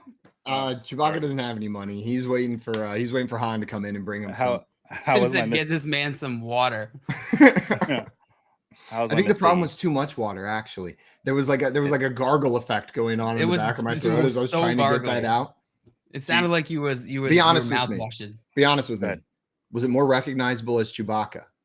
It was more recognizable, but I don't know if that was because it was more like Chewbacca or the other one was just so bad. Okay, you know what? But I'll take it. It's just progress. But it was better. It was better, right? See, I knew it. I told you I was gonna nail it. I love my face in that one because I'm just like, you could just see me processing like, what is happening right now? Tommy said, sounded like Chewbacca getting a rectal exam. Well, maybe it's a dual. You know what that library. sounds like, Tommy? Tommy's like, absolutely. He's like, no, but I know what it sounds like with a real hairy ass. Pretty much the same thing, right? You guys want to know a fun fact about Miss Piggy? Yes. Yoda, Miss Piggy, and Grover all have the same voice. It's Frank Oz that does their voice. Really? Or he did it through like the 70s through the 90s. So if you hear Yoda and you just do a little higher pitch, if you can do Yoda, you can do Miss Piggy. Ooh, that needs to go on the wheel. You gotta add Yoda to the impersonation list. I'm making it right now. You're just and doing then Grover. It's the I'm Grover is like the same thing. Grover, Miss Piggy, and Yoda, all the same voice acting. Incredible. Well, Joey, you nailed Miss Piggy, and I'm sorry you had to do it with a being rectally probed Chewbacca at the same time. But appreciate you continuing the scene anyways. Jalen Hurts looked pretty solid last night, guys, continuing his run of being one of the best quarterbacks in the league this year. Threw for 243 yards, adding 2 touchdowns through the air. And then not as much on the ground as he's been getting, but they didn't really need him to. 23 yards on the ground. Joey, do you think Jalen Hurts is a legitimate MVP contender this year? Like, does he deserve to be up there in talks with all of these other players that are being talked about for the MVP? Absolutely. His team's 8-0. He's leading them along the way. He's like ignited this offense. Like, Jalen Hurts for me is probably going into next year. I might take him over Josh Allen. Sorry, really? Buffalo Bills fans in the chat, but I'm loving everything I'm seeing out of Jalen Hurts, and it's just exciting. What about him gives you the confidence to like put him over a Josh Allen? Is there something like about his game that adds that extra element for you?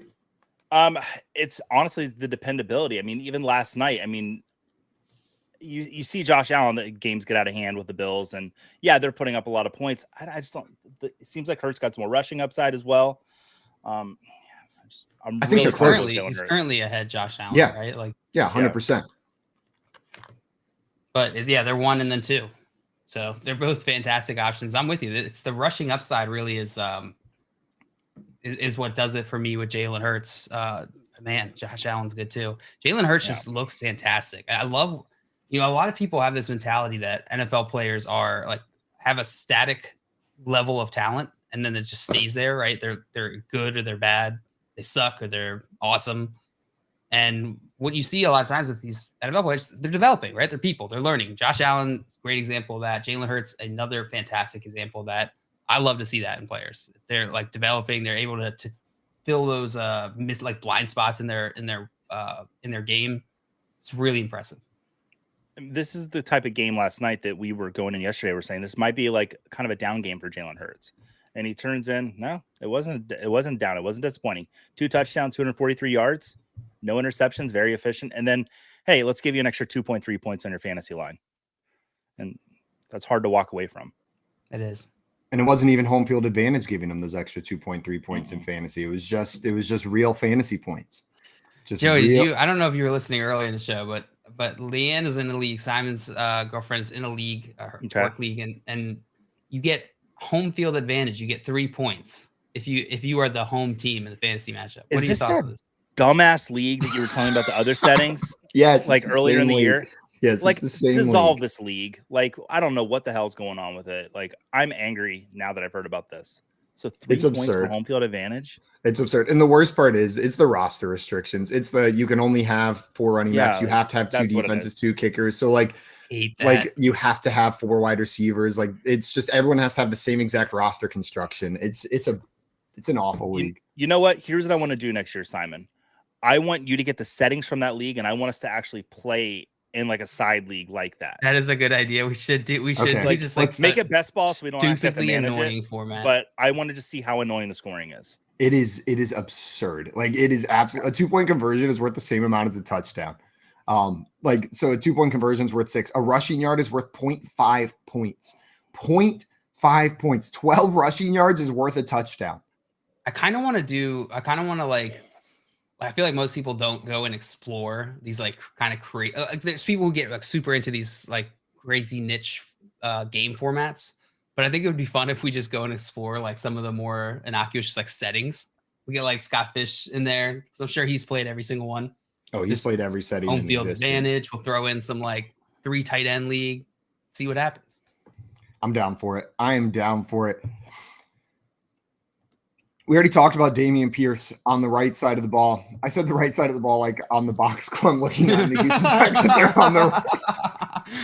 Not the wrong side, that's for sure. But on the wrong side of the ball, there was a running back over there on the Philadelphia Eagles, Miles Sanders, who showed up 17 carries for 93 yards, averaging 5.5 a carry and a touchdown on the ground. Miles Sanders looks great out there, doesn't he? He's a good running back. Looks so good. Listen, Miles, I've disparaged you for years. I haven't given you a fair shake. To be honest, I didn't even watch you play. I just made assumptions, made judgments. I watched you play. But you looked fantastic last night.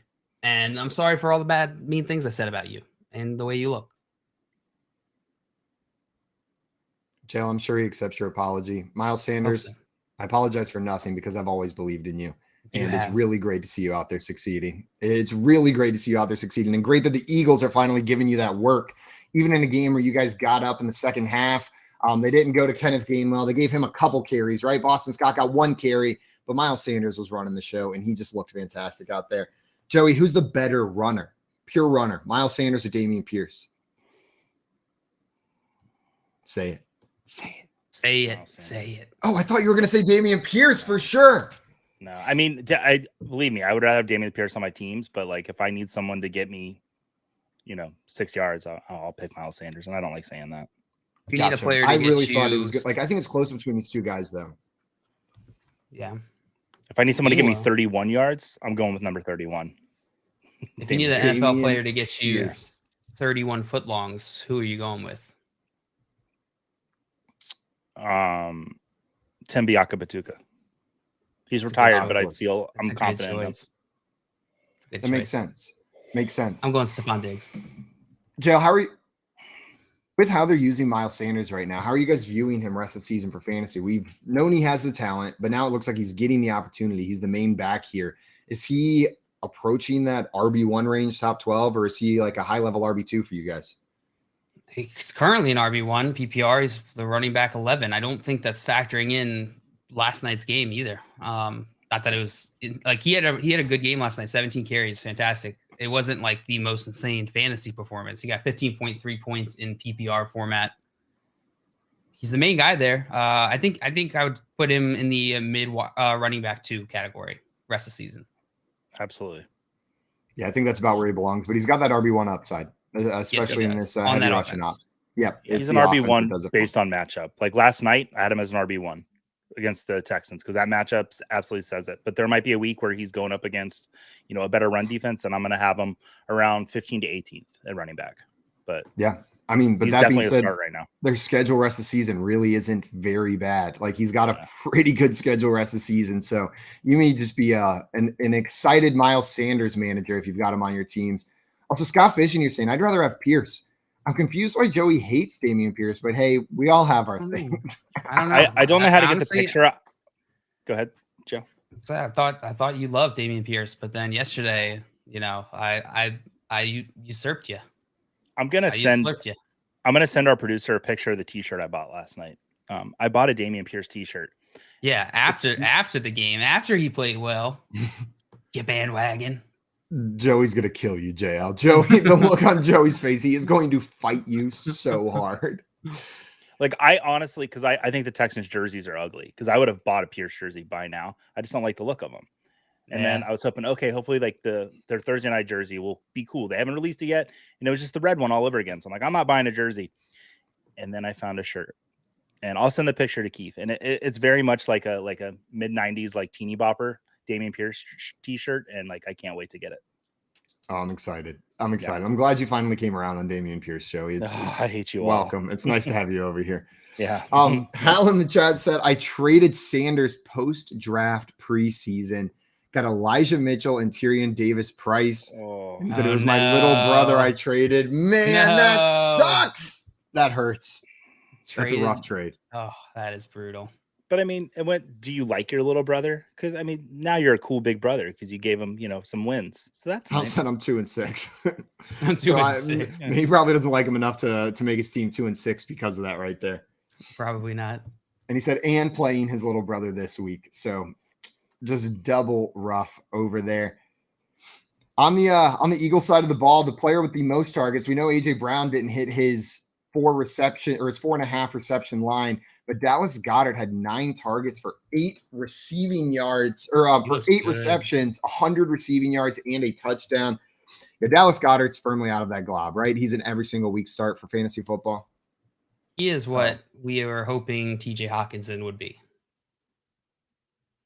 Good way to put it. Do you think we see TJ Hawkinson turn into the TJ Hawkinson we thought he would be, but Dallas Goedert is now being, now that TJ Hawkinson's in Minnesota?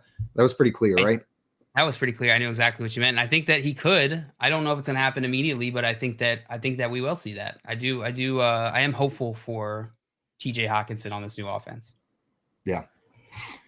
Guys, coming up, we have our friend Vinnie Iyer joining the show, and we're going to play a new game with him. And then we've got some hypothetically coming up after that. And then, as always, we're answering your fantasy questions. So if you guys have fantasy questions for us about this weekend's matchups, make sure you throw them in the chat. Right now, you're listening to the Front Yard Fantasy Morning Show here on Better Sports Network. Front Yard Fantasy, weekday mornings at 7 Eastern on Better Sports Network.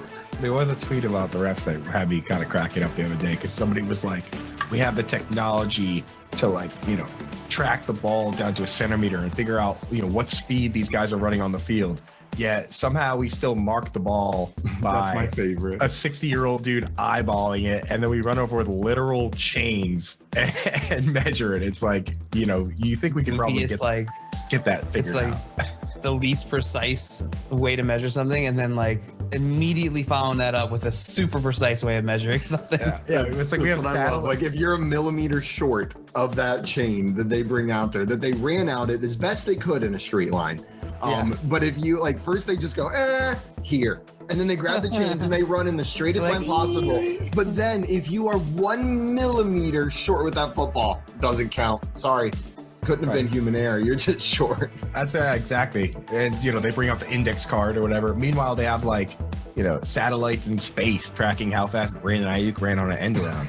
But we can't, and I can see that number live while he's doing it. Like I can see every player's speed on the screen live. I love that. It's and not to mention that dude's trying to make the spot and the player always tosses the ball right into his face. right? Like he's coming over to spot it, and it's like every other time the player's just like, here you go, here's another thing to juggle. On call with Dr. Roto. If the Giants don't win another game this year, A, I'll be shocked. But B, I'll still think that they're better than they were with Joe Judge. Much better. Because I think Brian Dable's got a lot out of this team already. And I'm seeing what this team could be. See, that's the problem with owners and general managers. I see Nathaniel Hackett and I see a guy who can't get it done. I see Matt Rule and see a guy who never should have been hired. Disaster right away. Sometimes a good coordinator in the NFL is better. I don't even say sometimes. Most of the time, a good coordinator in the NFL is better than a college coach because the NFL coordinators, they know the system. They've been there. They've played. They've been around it. For the life of me, I don't know why Eric Bieniemy hasn't gotten a job yet. Deuce Staley is going to get a job. Somebody's going to hire that dude. When you've been around the game, you understand it. These college guys come, they don't know it. Join the show with one touch of a button. It's Sports Talk 3.0 on Better Sports Network.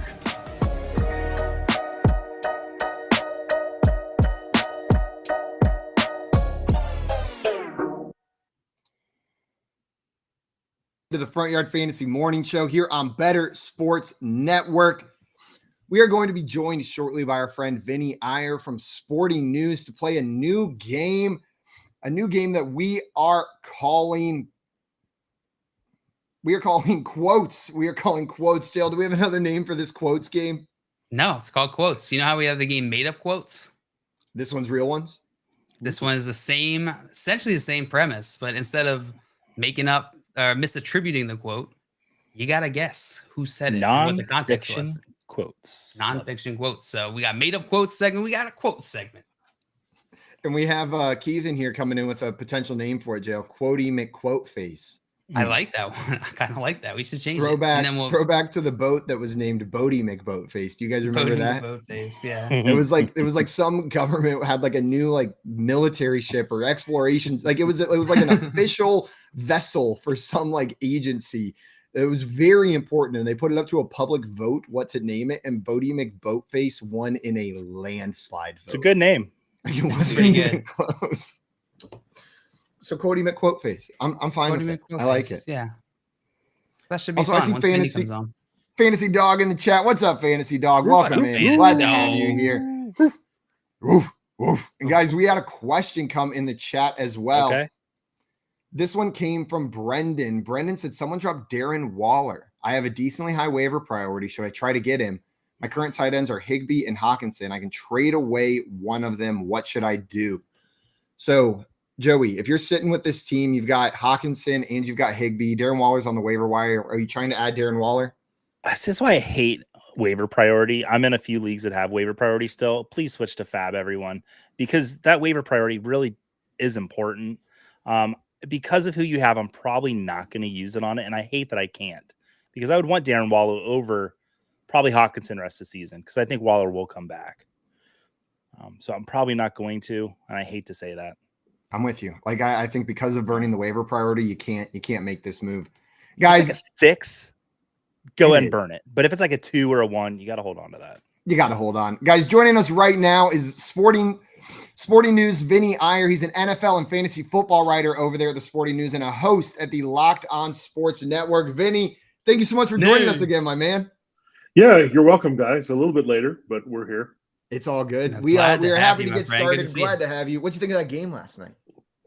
I was a little bit disappointed. I thought the Eagles could get a few more points in that one to take care of the number, but that's what the NFL does to us. And I was really impressed with Damian Peterson losing effort. And he just gets it done every week, and I always think he's not going to do it. And then the Texans, give them credit. They're a pretty good run blocking team, not great in other areas, but Damian Pierce has been pretty solid every week. I mean, I think he's had one bad game this season, but otherwise he's been pretty good here since it's been him and a little bit of Rex Burkhead. But since that week 1 weirdness, Damian Pierce has been rolling. He's been the dude. It has been awesome to watch him out there getting the opportunity and then running away with it. Vinny, we wanted to play a game with you today while you were on here today. We played some Jeopardy with you the first time you came on. For those who did not know, Vinnie is a former Jeopardy champion, so he's a man of the games, and we love playing games here. So the game we brought you on today is a game we are calling Quotes, or workshop title, Quotey McQuote Face. JL has brought a bunch of quotes, and we have to attribute them and say why it was said. Is that correct, JL? That is absolutely correct. I'm gonna read the quote, and I need you guys to tell me who said it and what they're talking about. I will determine whether I will give you a point if you are correct, but you got to have both elements. So, JL, fair enough. Are these football-related quotes, all of them, or not? We will see. Okay, so just in context, gotcha. That throws a curveball in this. That throws a curveball in this. Does.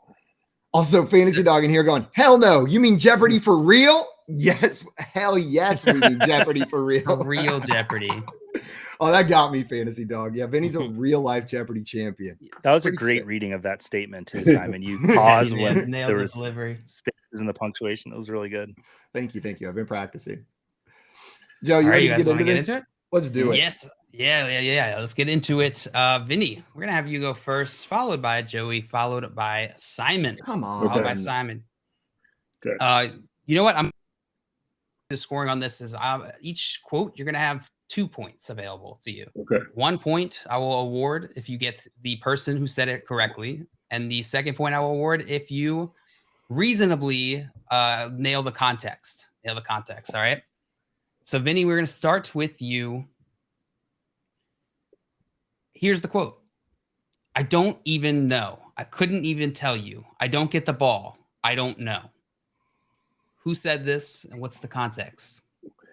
This could have been Keyshawn Johnson, but this in modern times, this is Elijah Moore, and he was complaining about Zach Wilson. I know this one. So you are absolutely correct. This was Elijah Moore, and he was talking about his chemistry with Zach Wilson. So, Vinny, you are going to get 2 points on this one. Well Good job, done. Vinny. Oh, nice Lord. softball for the guest. I get it. I am going to be so bad at this game. As soon as you said Elijah Moore, I was like, oh yeah, I remember that. But then before you said that, I was like, LeBron James. I don't know. I was just sitting here I'm LeBron James. JL's about to hit me with some Roman philosopher quotes. It's gonna be great. Can't wait. Oh, well done, Vinny. That's going to give you 2 points here. Good job, and Vinny. Joey, you are next. Okay. Okay. Joey, here is your quote. This is embarrassing. We can't have that. That right there is embarrassing, and that should never happen, especially with that group of guys in that locker room.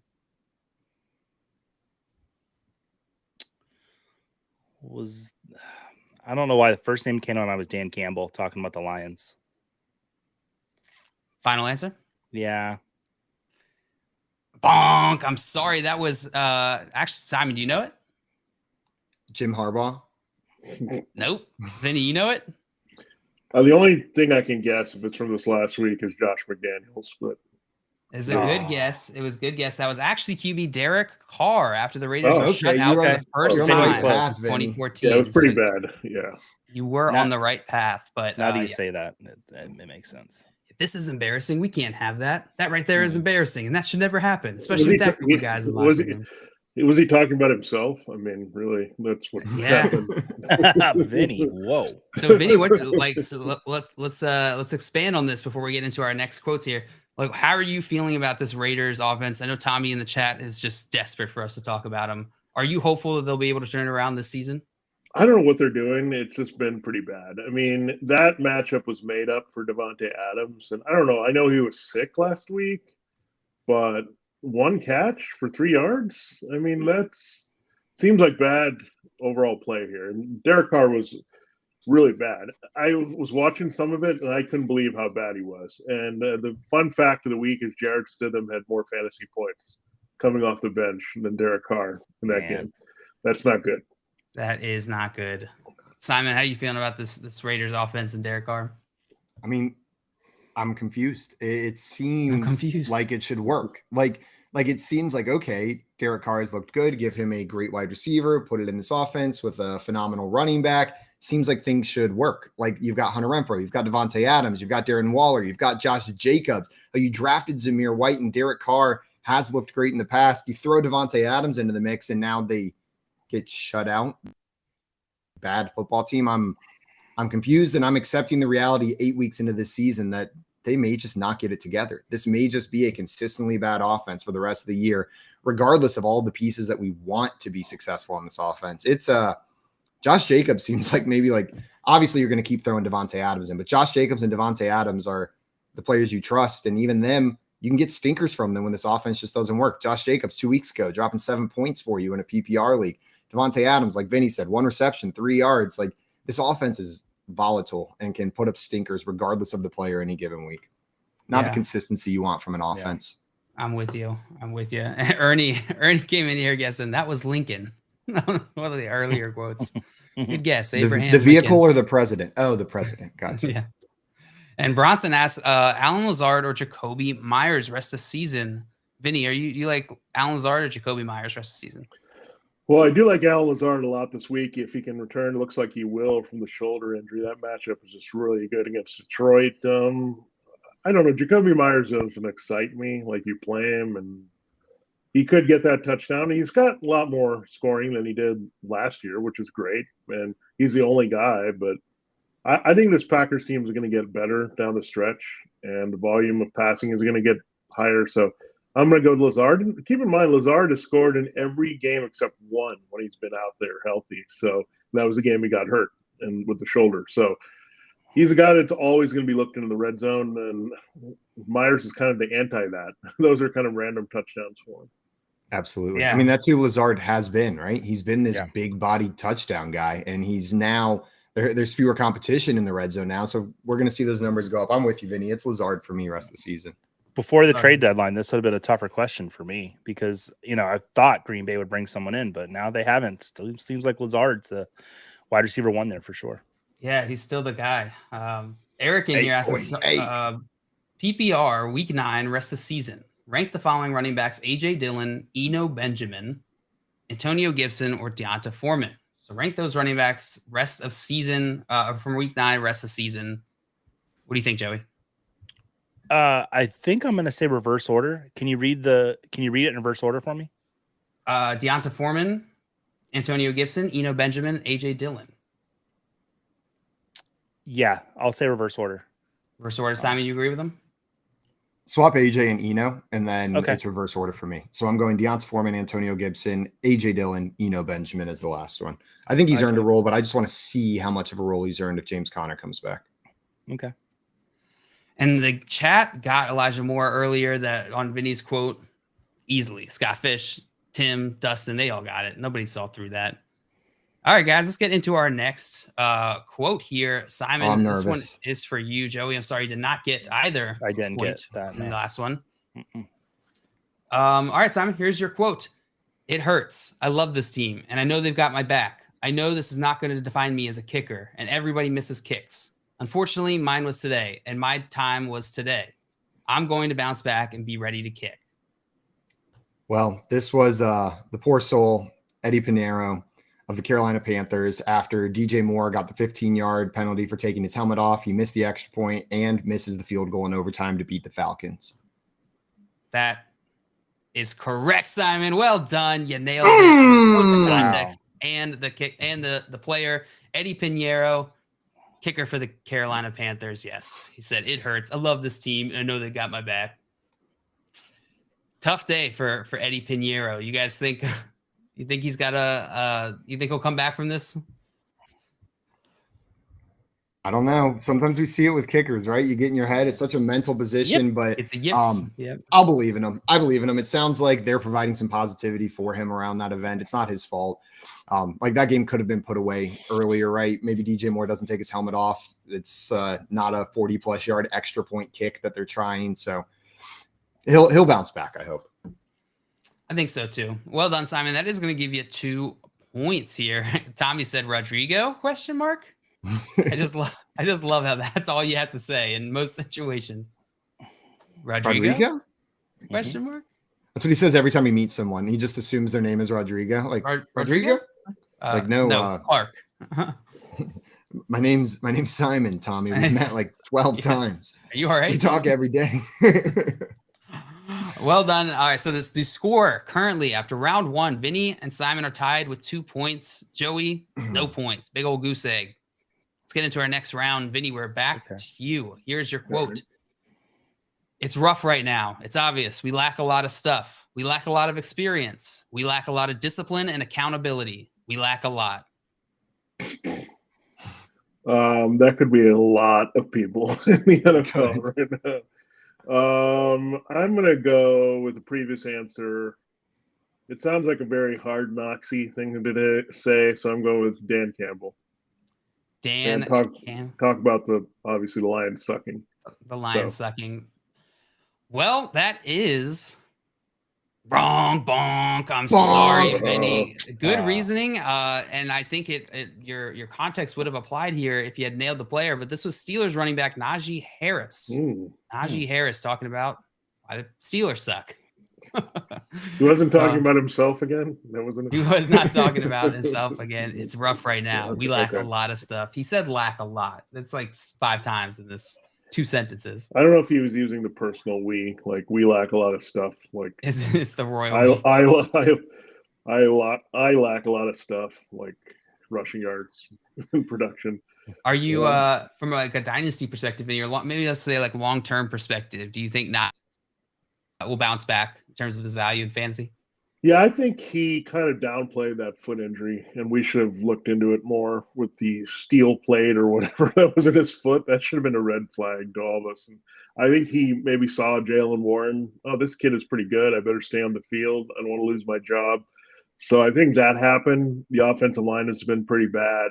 That does not work out here this season. I thought they would have upgraded a little bit in the middle, but that didn't happen.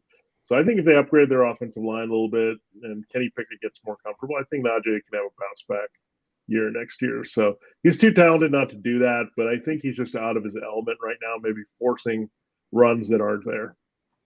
Absolutely. Now I'm with you. I'm excited. I think Najee will be fine long term. I'm with you. I think he will be able to bounce back. All right, guys, let's get into our next quote here. Joey, this one is for you. Okay. Here's your quote.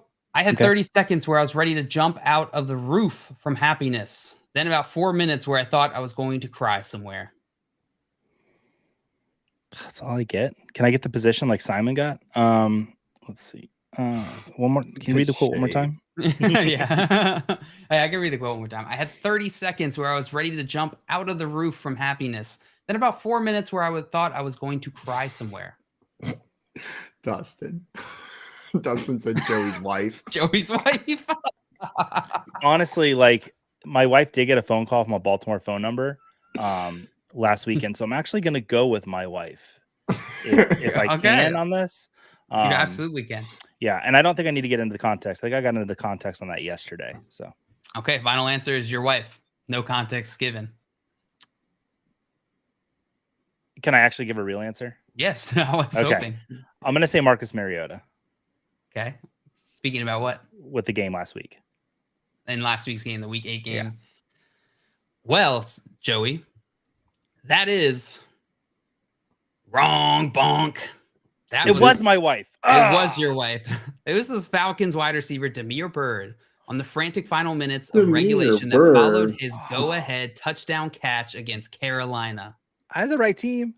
You did have the right team. You did have the right team. Oh, Damiere Byrd. That was brutal. Making it a Damiere Byrd quote. Did they allow him to talk to reporters? I didn't know that. Okay. So, Joe, here's what I think here. Joey got the reasoning right, but he picked the wrong player on the team. I should get a point. He picked it's about the end of the game. Like I think he got the context correct. You got a point. Didn't get the player. So I think he gets a point for that. That's fair. I hear you, but no. Okay. Because the power's gone to your head. Out just to say about the game last week, and then a lot of quotes might be about a game. This was specifically about a close matchup, close matchup between the Carolina Panthers and the Falcons. So I'm sorry. I have whales on my coffee mug. Strict. JL's laying down the hammer. It's all right. Listen, no, it's fine. This is what we do. Our job is game mechanics. Yes. Without rules, what do we have? JL is not in a good mood. It has nothing to do with my mood. It has to do with my dedication to proper balanced game mechanics. Joey, no points for you. Or Simon, or Sue. Simon, we're moving on to you. You ready? I'm so ready. Before I do that, Joey, is Demir Bird worth picking up? No. Okay. No. Just wanted to check real quick. Sorry. I think Vinny said it all when he said I didn't even know he was allowed to talk to reporters. I'd rather have Zacchaeus than Demir Bird. I know he's had touchdowns in back-to-back games, but I'd rather have Zacchaeus if I have to have one, which I don't want him either. So My favorite thing is he's named Demir Bird and he plays for the Falcons. That's my favorite. That is awesome. That is pretty funny. And it was a revenge game, so we should have seen it coming. You're right.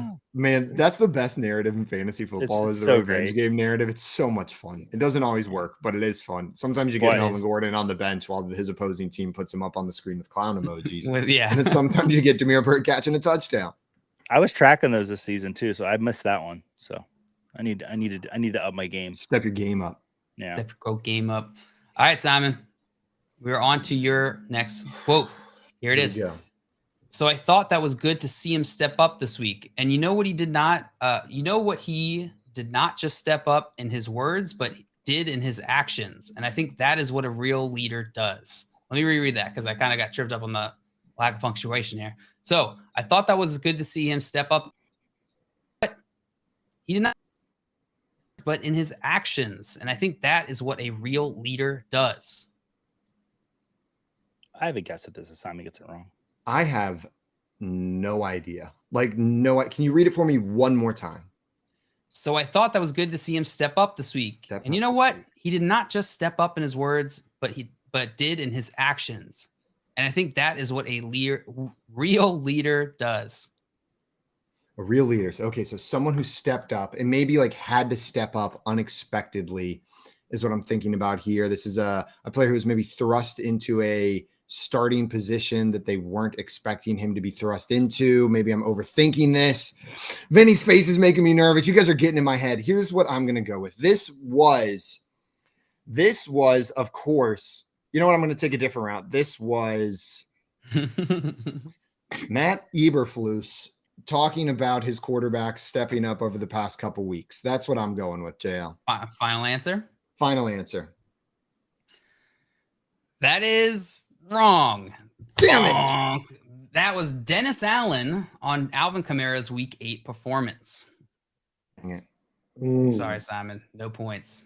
That's points. Okay. That's okay. That's okay. I got lucky on that first one. You handed me the layup. Damn it, Joey. I forgot you had a guess. Was that who you were going to guess? Yeah. Was it? Damn it. I wish I had asked that. No, I was gonna guess it was about Justin Fields. Justin Fields. That was where I went. And then Fantasy Dog in here said, guess Joey's wife. It's a good guess. Yes. Joey's wife. I was my wife got home in the kitchen. I was like, honey, I talked a lot about you on the show today. She's like, oh, and I'm like, wait. No. Yeah. don't watch it. So, well, I got go ahead. The score is tied currently. Vinny 2, Simon 2.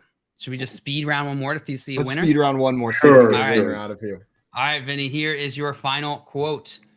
He always has to play better. As soon as you step on the field, you have to play better. He has to play better, and we've got to find ways to help him. Oh, man.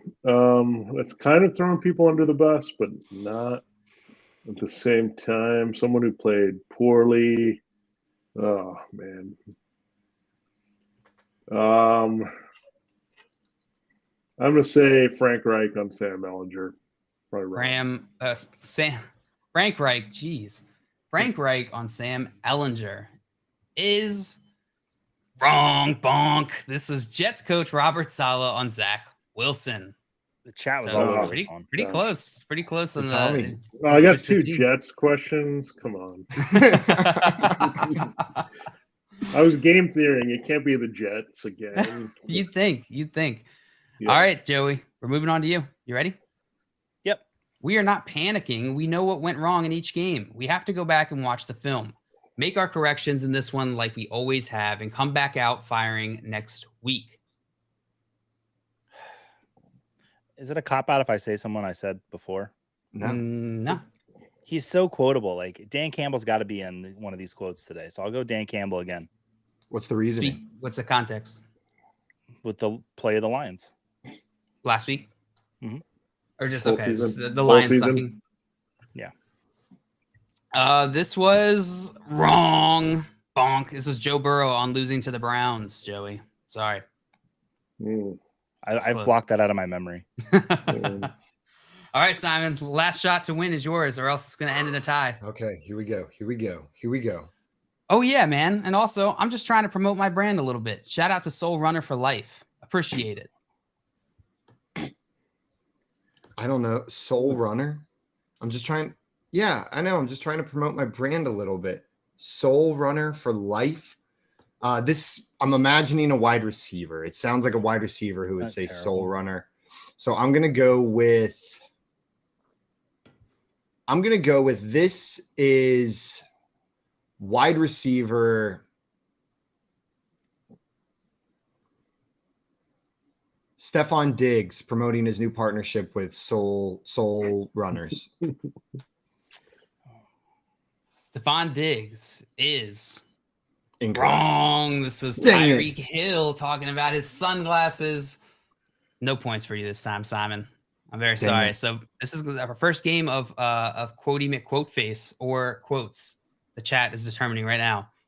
Tied. Vinny and Simon. Well done. Vinny, if I have to share a victory with anyone, I'm glad it's you and not Joey. Is this really a victory? I mean, we just got. It was like I feel like we all lost playing this game a little bit just inside. I lost more than you both, though. Vinny and I won. get the first one right, and then just sit here and like, I don't know. Dan Campbell. Campbell. Stephon Diggs. Vinny, thank you so much for coming on and playing Quotey McQuoteface with us today. We really appreciate it, man. Yep. Thanks for having me, guys. Thanks, Guys, Vinny. Appreciate you, everybody Vinny. watching, if you are not already following our guest Vinny on Twitter, go and check him out on Twitter at Vinnie Iyer. That is VINNIEIYER. And you can find all his work over on sportingnews.com. There's a link to it directly in his Twitter, so you can find it over there. Vinny, we'll see you next week, but looking forward to it already, my man. All right. Thanks, guys. It was fun. Enjoy the rest of your day. Guys, that was a ton of fun. I love playing these games. And if you enjoy watching our games, great news. Head on over to our YouTube channel at Front Yard Fantasy. Hit that subscribe button. We have so many games that we play over there. It's all we do. It's all we do over there. So, guys, make sure you're checking out our YouTube channel, subscribing at Front Yard Fantasy. Right now, you are listening to the Front Yard Fantasy Morning Show here on Better Sports Network. Make bets and follow your fantasy team while you buy, sell, and trade collectibles in real time. Only on Better Sports Network. Surely. Kickers never retire, I think. They just continue playing for all eternity. Like, there's only ever been 30 NFL kickers. They're always readily available too, it seems. Like, you know what I mean? Like, they just get called up. They're like, you kicked for us 10 years ago, right? Why don't you run it back? That's right. I imagine Graham every Gano. single kicker that gets the call is on a high school football field somewhere just practicing field goals after hours. Like it's like 9 p.m. and they're out there just the local high school kicking field goals, and the phone rings. They get the call and they're like, yeah, I'm ready. I've been practicing for this. I have an amazing kicker story if you guys have a second.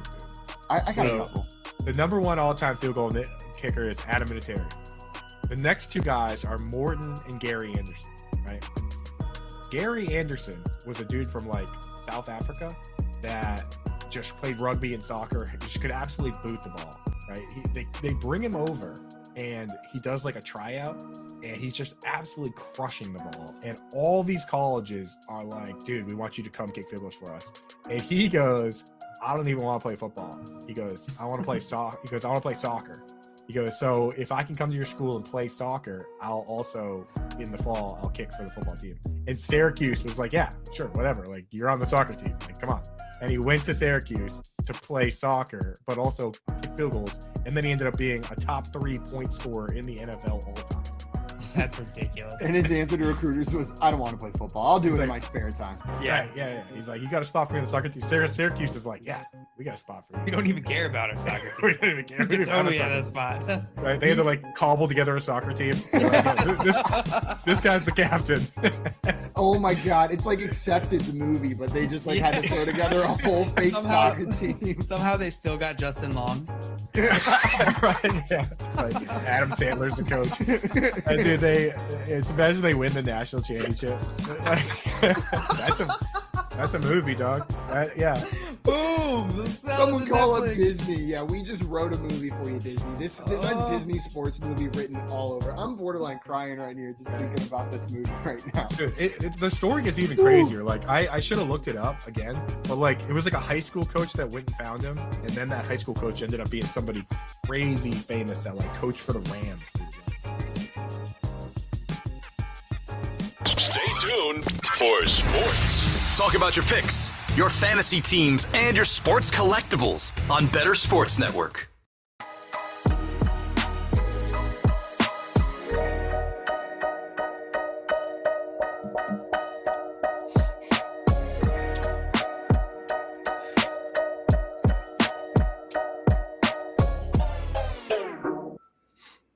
What's up, everyone? Welcome back into the Front Yard Fantasy Morning Show here on Better Sports Network. And we brought in the ringer for our game of Hypothetically. Tim Wright joining the show. What's up, Tim? I did it. Woohoo, Joey. Let's go. I'm excited to be here, boys. This is a great day. Happy Excited Friday. to have you. It feels like Fun Friday. This feels right. Yeah, right? We're back. We're back. Good. Took a bit, but we're back. I'm going to be honest. I'm thrown off a little bit, Tim. I am thrown off a little bit by the lack of facial hair on your face. Just it is freaking me out. Hair and I am that's sitting what here it like, is. I was like trying to figure it out, Simon. I'm just something like, weirded me out. I don't know what it is. Who is this clean-shaven male model on the other side of the screen with the luscious locks and the beanie on? It's Tim with no mustache. Shaved on Tuesday. Is this because I'm growing out the facial hair? You're like, I can't be like JL. Well, I mean, I wanted to give you a head start, I think. I wanted to make it at least a little fair. I need it. Tim will catch you in about 3 hours, I think, by the time he's caught you on that go-to. By the end of this segment, Tim's going to have more of a beard than you do. That's how it's going to work. Tim, we're going to play some Hypothetically with you, which is I'm excited to play Hypothetically with you. This is the game where we just take a hypothetical situation from JL and overthink the hell out of it. Take it to the extreme. Before we do that, though, we have a question in here. This one came from Dennis. What's up, Dennis? Welcome in. He said 10-team half PPR. Should I trade Ayuk and Sutton for Goodwin? So I'm guessing Marquise Goodwin plus Zeke. So, Joey, would you make that trade? Godwin. It has to be Godwin. It's got to be Godwin. Yeah. Ayuk and Sutton for Godwin and Zeke. Are you making that trade, Joey? So I only like two players in this trade, and that's Ayuk and Godwin, and I'd rather have Godwin. And I kind of like Zeke's matchups coming up the next few weeks. I know Pollard really showed out last week. He's on a bye, but yeah, it's going to be the Godwin Zeke side for me. I'm actually trying to get Sutton actively off my teams right now, if I can. Tim, I saw you nod in your head. It looks like you agree. Is this the Godwin Zeke side for you as well? Yeah, I have to. I mean, you have to imagine the Bucs are going to get their stuff sorted here in the next couple of weeks. I can't this week, right? I can't trust Denver, and then bringing in CMC. I mean, you got Debo and CMC. That's San Francisco. Sorry, Ayuk. Man, I'm probably a little bit higher on Ayuk, but it definitely does cap him a little bit. Dennis had a follow-up. He said, I'm 3-6 after this game day. Second trade option, Jamar Chase for DeAndre Hopkins or Amon-Ra St. Brown. So Jamar Chase expected to miss 4 to 6 weeks. They're 3-6. They need to manufacture wins now. JL, are you making this trade? Yeah. I don't like positional 1-for-1 trades. I think they're dumb, but I would probably make this trade. I think you can do it for either of those guys. Yeah. Either of those guys. Joey, I see you nodding your head. Do you agree? Is there one you would prefer, Hopkins or St. Brown rest of the season? I would prefer Hopkins. I think this is a best case scenario 3-6 type trade. Why are you 3-6? Are you 3-5? Jamar Chase. No. After this game day. I think they're already assuming the L. They're assuming the L for this week, I'm guessing. Oh, they're assuming the L for this week. Okay, yeah. Then I would go out and get Hopkins for Chase. Oh, I didn't even do the math. I just assumed. I was like, that sounds right. Dennis also wants to know, do we have Nyheim Hines over Zeke Elliott rest of season, half PPR? No, I do not. It is Zeke Elliott over Nyheim Hines. And one more question before we get into hypothetically. Fam First said, should I trade Terry McLaurin and Jonathan Taylor for Devontae Adams and DeAndre Swift? So I did Terry not McLaurin and Jonathan recognize Taylor. That was Terry McLaurin, Simon. Well, good done for you. Good done for you. Did you think it was Tishton McCaffrey? Yeah, you're not looking at the FYF YouTube chat. He's TMC, which I'm not used to seeing. Tishton McCaffrey. Right as I was reading the jail, I was ready to say Christian McCaffrey and just say it was spelled wrong, and then it came to me. It was like Terry McLaurin. It's Terry McLaurin. Good. So Joey, Terry McLaurin and Jonathan Taylor for Devontae Adams and Swift. Are you making this move? I am making this move. I think you're buying low on both Adams and Swift. And Swift has even said, I'm not completely healthy yet, and he's still putting up respectable fantasy performances. I like this trade a lot. What about you, Tim? I see you nodding your head along. You agree with Joey? Yeah, I mean, I like Detroit players right now. They're an absolute glass cannon, man. It's a lot of fun to watch. They're going to score points on anybody and not stop anybody. That's the dream for fantasy. And Devontae, he's gonna get right. I know the Raiders are a little bit weird right now, but they're gonna get right. Hear that, Absolutely. Tommy? You hear that, Raiders Tommy? Get right. Tommy, I know we give you a lot of shade, but I'm truly pro Raiders. Like they are my my Raiders. second team. I like the Raiders. They're a fun team to cheer for. And I'm surrounded by Raiders fans in San Antonio. Like true, it is like Texans. That adds up. There are so many Raiders jerseys and fans. It's Texans, Cowboys, and Raiders here in San Antonio. So it's fun cheering for the Raiders because there's a big Raiders contingency here as well. We ready to get into some hypothetically, JL? Yeah, we absolutely are.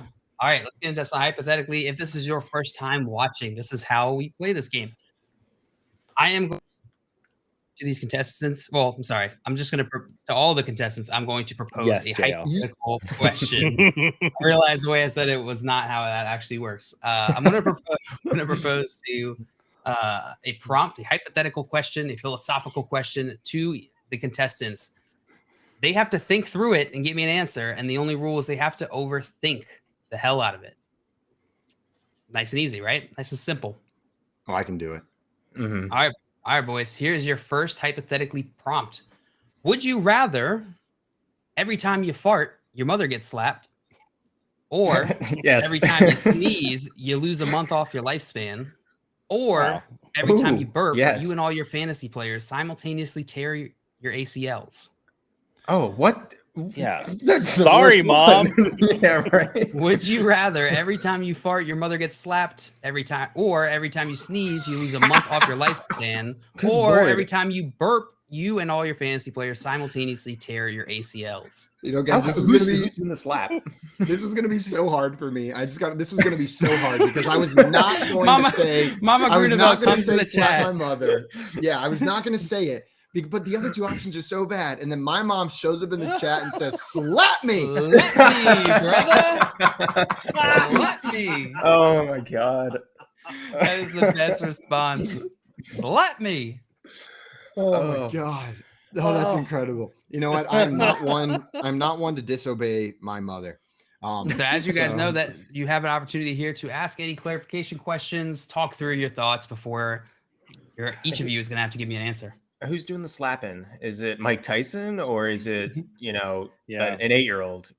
That would be dangerous. You're basically asking me to kill my mom with one card. I mean, it's a slap. It's not a punch. So I don't care. He could slap my face off. The slap is from a neutral person. They're not excessively strong or excessively weak, and it's a new person every time.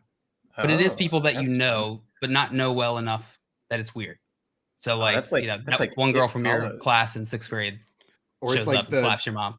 The checkout person at the local grocery store that you see semi-regularly. Exactly. Exactly. Okay. That's like some It Follows stuff. You never know who it's going to be. And then nice reference. Nice reference.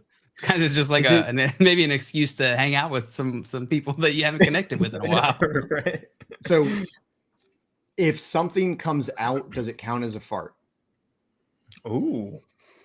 Well, fart is coming out. I don't know. Right, but I mean, like something solid. Like if I sit on the toilet and I like make a push and there's a loud noise, but there's something that comes out along with it. Is my mother getting slapped or okay? No, yeah, farts that are separate from the poop process. Okay. And then on the other one, you said that's every a safe time. Space. What happens every time I sneeze? That's creepy. Every time you sneeze, you lose a month off your lifespan. Yeah. Yikes, man. Here's my problem with that one. every single thing I like happens while I'm alive. All of them. There's not a single thing that I like that doesn't require being alive as a prerequisite. So I really value that time because all the other things I like require it to happen. And man, like I enjoy sneezing. Like I've injured my back and it's taken the joy out of sneezing for me because it hurts every time. If it also took a year or a month off my life every time I sneezed, like allergy season would just be brutal. Like every time I sneezed, it would just sink me into depression. I don't think like take seasonal depression to a whole new level, right? Like every time I sneeze, it's just reminding me that life is finite and I'm just making it more and more finite every single time pollen aggravates the inside of my nose. Yeah, but once you get into that headspace, you want the months coming off. Jesus, Tim. Oh my God. Both of you are just like blowing my mind now. Tim's the kind of friend that's like, I think I'm gonna jump, and Tim's like, jump. You won't do it. Coward. Whew. So- Sneezing your life away, Tommy says. And then what was the other option? I just got so hung up on that. You burp. Tearing ACLs, like no. Yeah, that's but, like you and your Tim, team. that's basically you might already have that curse, I think, actually. That's Except true. it's just the players on your team, not you. Yeah. Because you draft players that tear the ACLs at a higher rate than anybody else I've ever met. Yeah, I'm pretty good at identifying those players at the beginning of the season, and then I want them on my squad. That's a burp, right? Tommy asking some good questions here. He said, is it a Will Smith slap or just a little tap? Is the degree of the slap equal to the power of the fart? Power. Oh, you charge it see, up. that seems I agree. logical. You know what? I amend my previous statement. It absolutely on how hard you fart. Okay, so is like a little sputter of whisper farts to break down a big fart better? Yeah, That's for like sure. doing this. It would be like the floppy fish hand, just back and forth. 1, 2, 3, 4, 5, 6, 7, 8. Simon, we're in sync on stuff today. Does the burp have to be audible? Like I've got gastric issues. If it just comes up in my mouth, like my cheeks puff up and nothing comes out, are ACLs getting torn? They're getting taken to the blue tent. If you swallow it, nothing will happen. Okay. Yeah. You know what? But you have to swallow it. You can't like burp in your mouth and then like do like a nose exhale or something. Here's what it's going to do. That one is it's going to make me not want to burp as much. Okay. Like it's going to prevent me from burping. I do think most of my burps are controllable and I push them out on purpose because it's funny. This will make my girlfriend happier. This will make my mother happier. This will make my friend Luke happier that I am not belching in public anymore. And so I think I'm going to go with that route and I'm going to just try to avoid burping. I might have a couple missteps along the way. Know what I mean? An ACL or two is gone. ACL is going to be torn every day of the week. But it also will make you control your diet. It may encourage healthier eating habits by force. Like don't eat things that make me have like gastric issues. So Mom, I know you gave permission to be slapped and I appreciate that. I appreciate you being willing to take that sacrifice, but I think I'm rolling with the burps and the ACLs. Yeah. The more I think about it, that one is the most controllable, I think. I can't always control my farts. I'm still letting my mom get a shot in the face. I don't care. A slap. It's a slap, Joey. Whatever it is. She just called me too. I wonder if she heard what I said. So I'm not entirely convinced that I'm not going to live forever. So if I have infinite lives, I'm taking the sneeze route. Easy. You take off a month off of infinity, it's still infinity. So plus, I'm going to live on in the memory of my friends forever. So I'll just write a book and say, this is who Tim was. And then I'm good.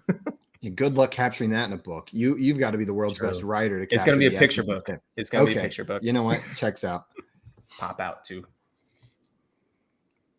Joey, which one are you going with? You're going with slap your mom? I was decided on slapping your mom, and no amount of talking through this would have made change my mind. Everything else sounds terrible. We all I like on my mom a sides lot. Of this one. Eric said, if you swallow your burp, it's just a high ankle sprain. It just travels down the leg. Tommy said, only so many ACLs to go around. True. That is very true. Gosh, after the first two burps, I'm in the clear, at least for like a couple months recovery, right? That is true. Then it's just you could tear it again, right? Yeah, Am I you're right. wrong? I could just re-tear it mid-recovery You're process just over and over again. Am I ever going to walk again? Is what you're basically asking. I'm good And, at rolling. Bronson in here saying Trey has a question for us before we get on to our next hypothetically prompt. Well done, by the way, guys. Bronson said trade DK for Debo or Sutton and Jacoby for Debo. Yeah. Both. Yeah. I would do either of those trades. Yep. Yep. All right, guys. There it is. How's that for your fantasy analysis? Was that helpful? Yep. Yep. All right. I am having a lot more fun with DK this season than I thought I was going to. I thought I was going to be really sad for the rest of the season, but I think we he all has are. surprised the heck out of me. Yeah, Go Gino. If you bought into what Gino and DK were doing last year in the small sample size together, if you bought into that, you got a good bargain on DK Metcalf this year. You did. You absolutely. Yeah. If you called the Geno Smith ascension this year, then good on you. All right, let's get into our next hypothetically prompt. Would you rather have triple the height or have triple the feet? Like my feet are 3 times bigger, or I have 6 feet. That's what I was thinking. You have 6 feet. Okay. Where do they go? On your legs. But okay, do I So have 6 ankles as well? Yeah, Or do I just have 6 feet?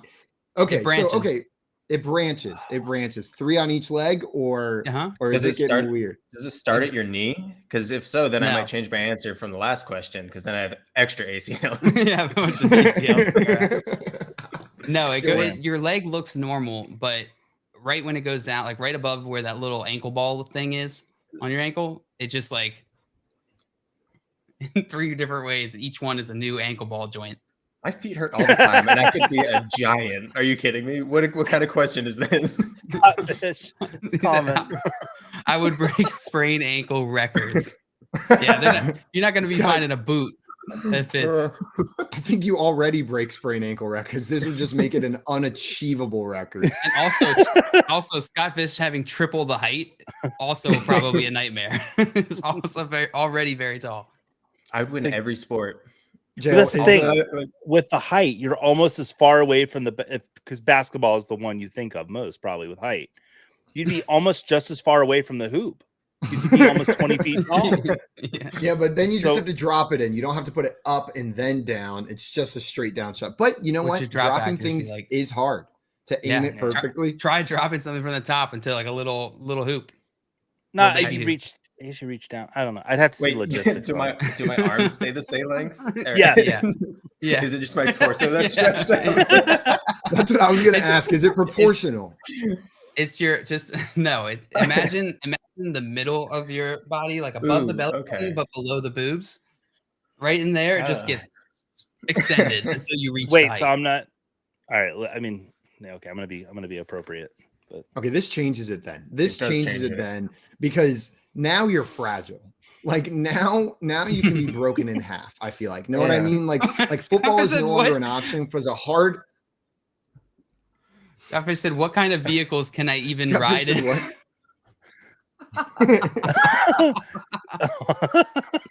You're gonna have to buy the Ford F650. You and T-Pain are gonna have the same car, just driving around is what that's gonna be. Because I think that's the only vehicle you're fitting in.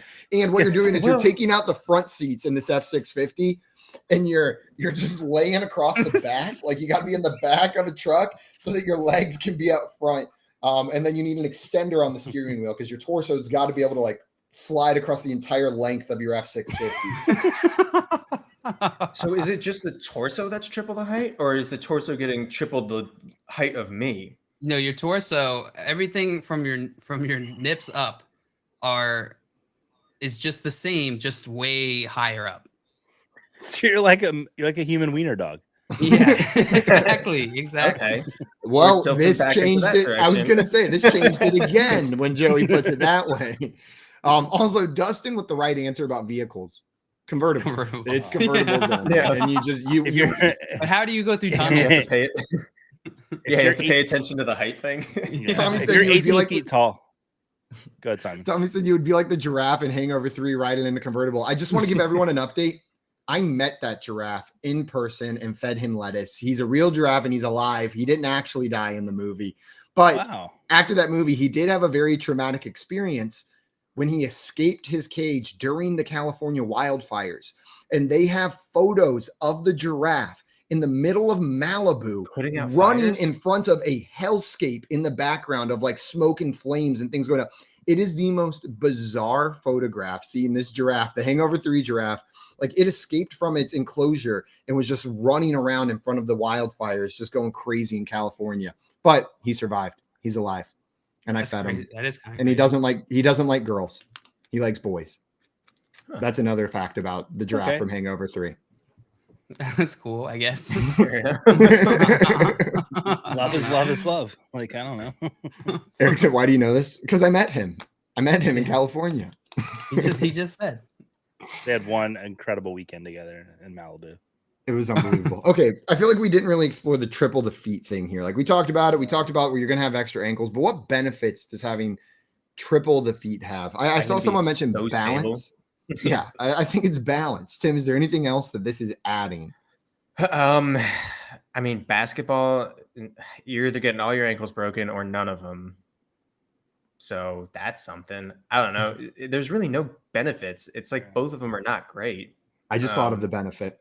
One of these, some people are really into and willing to pay money for. And that is some pictures of that is elongated midsections. See, Eric is exactly where I was going here. If I've got 6 feet, I am starting up the most exclusive foot fetish OnlyFans of all time. Like I am the only person in the world with 6 feet, and I am going to be a hot commodity over there if I've got 6 feet. And I'm making bank.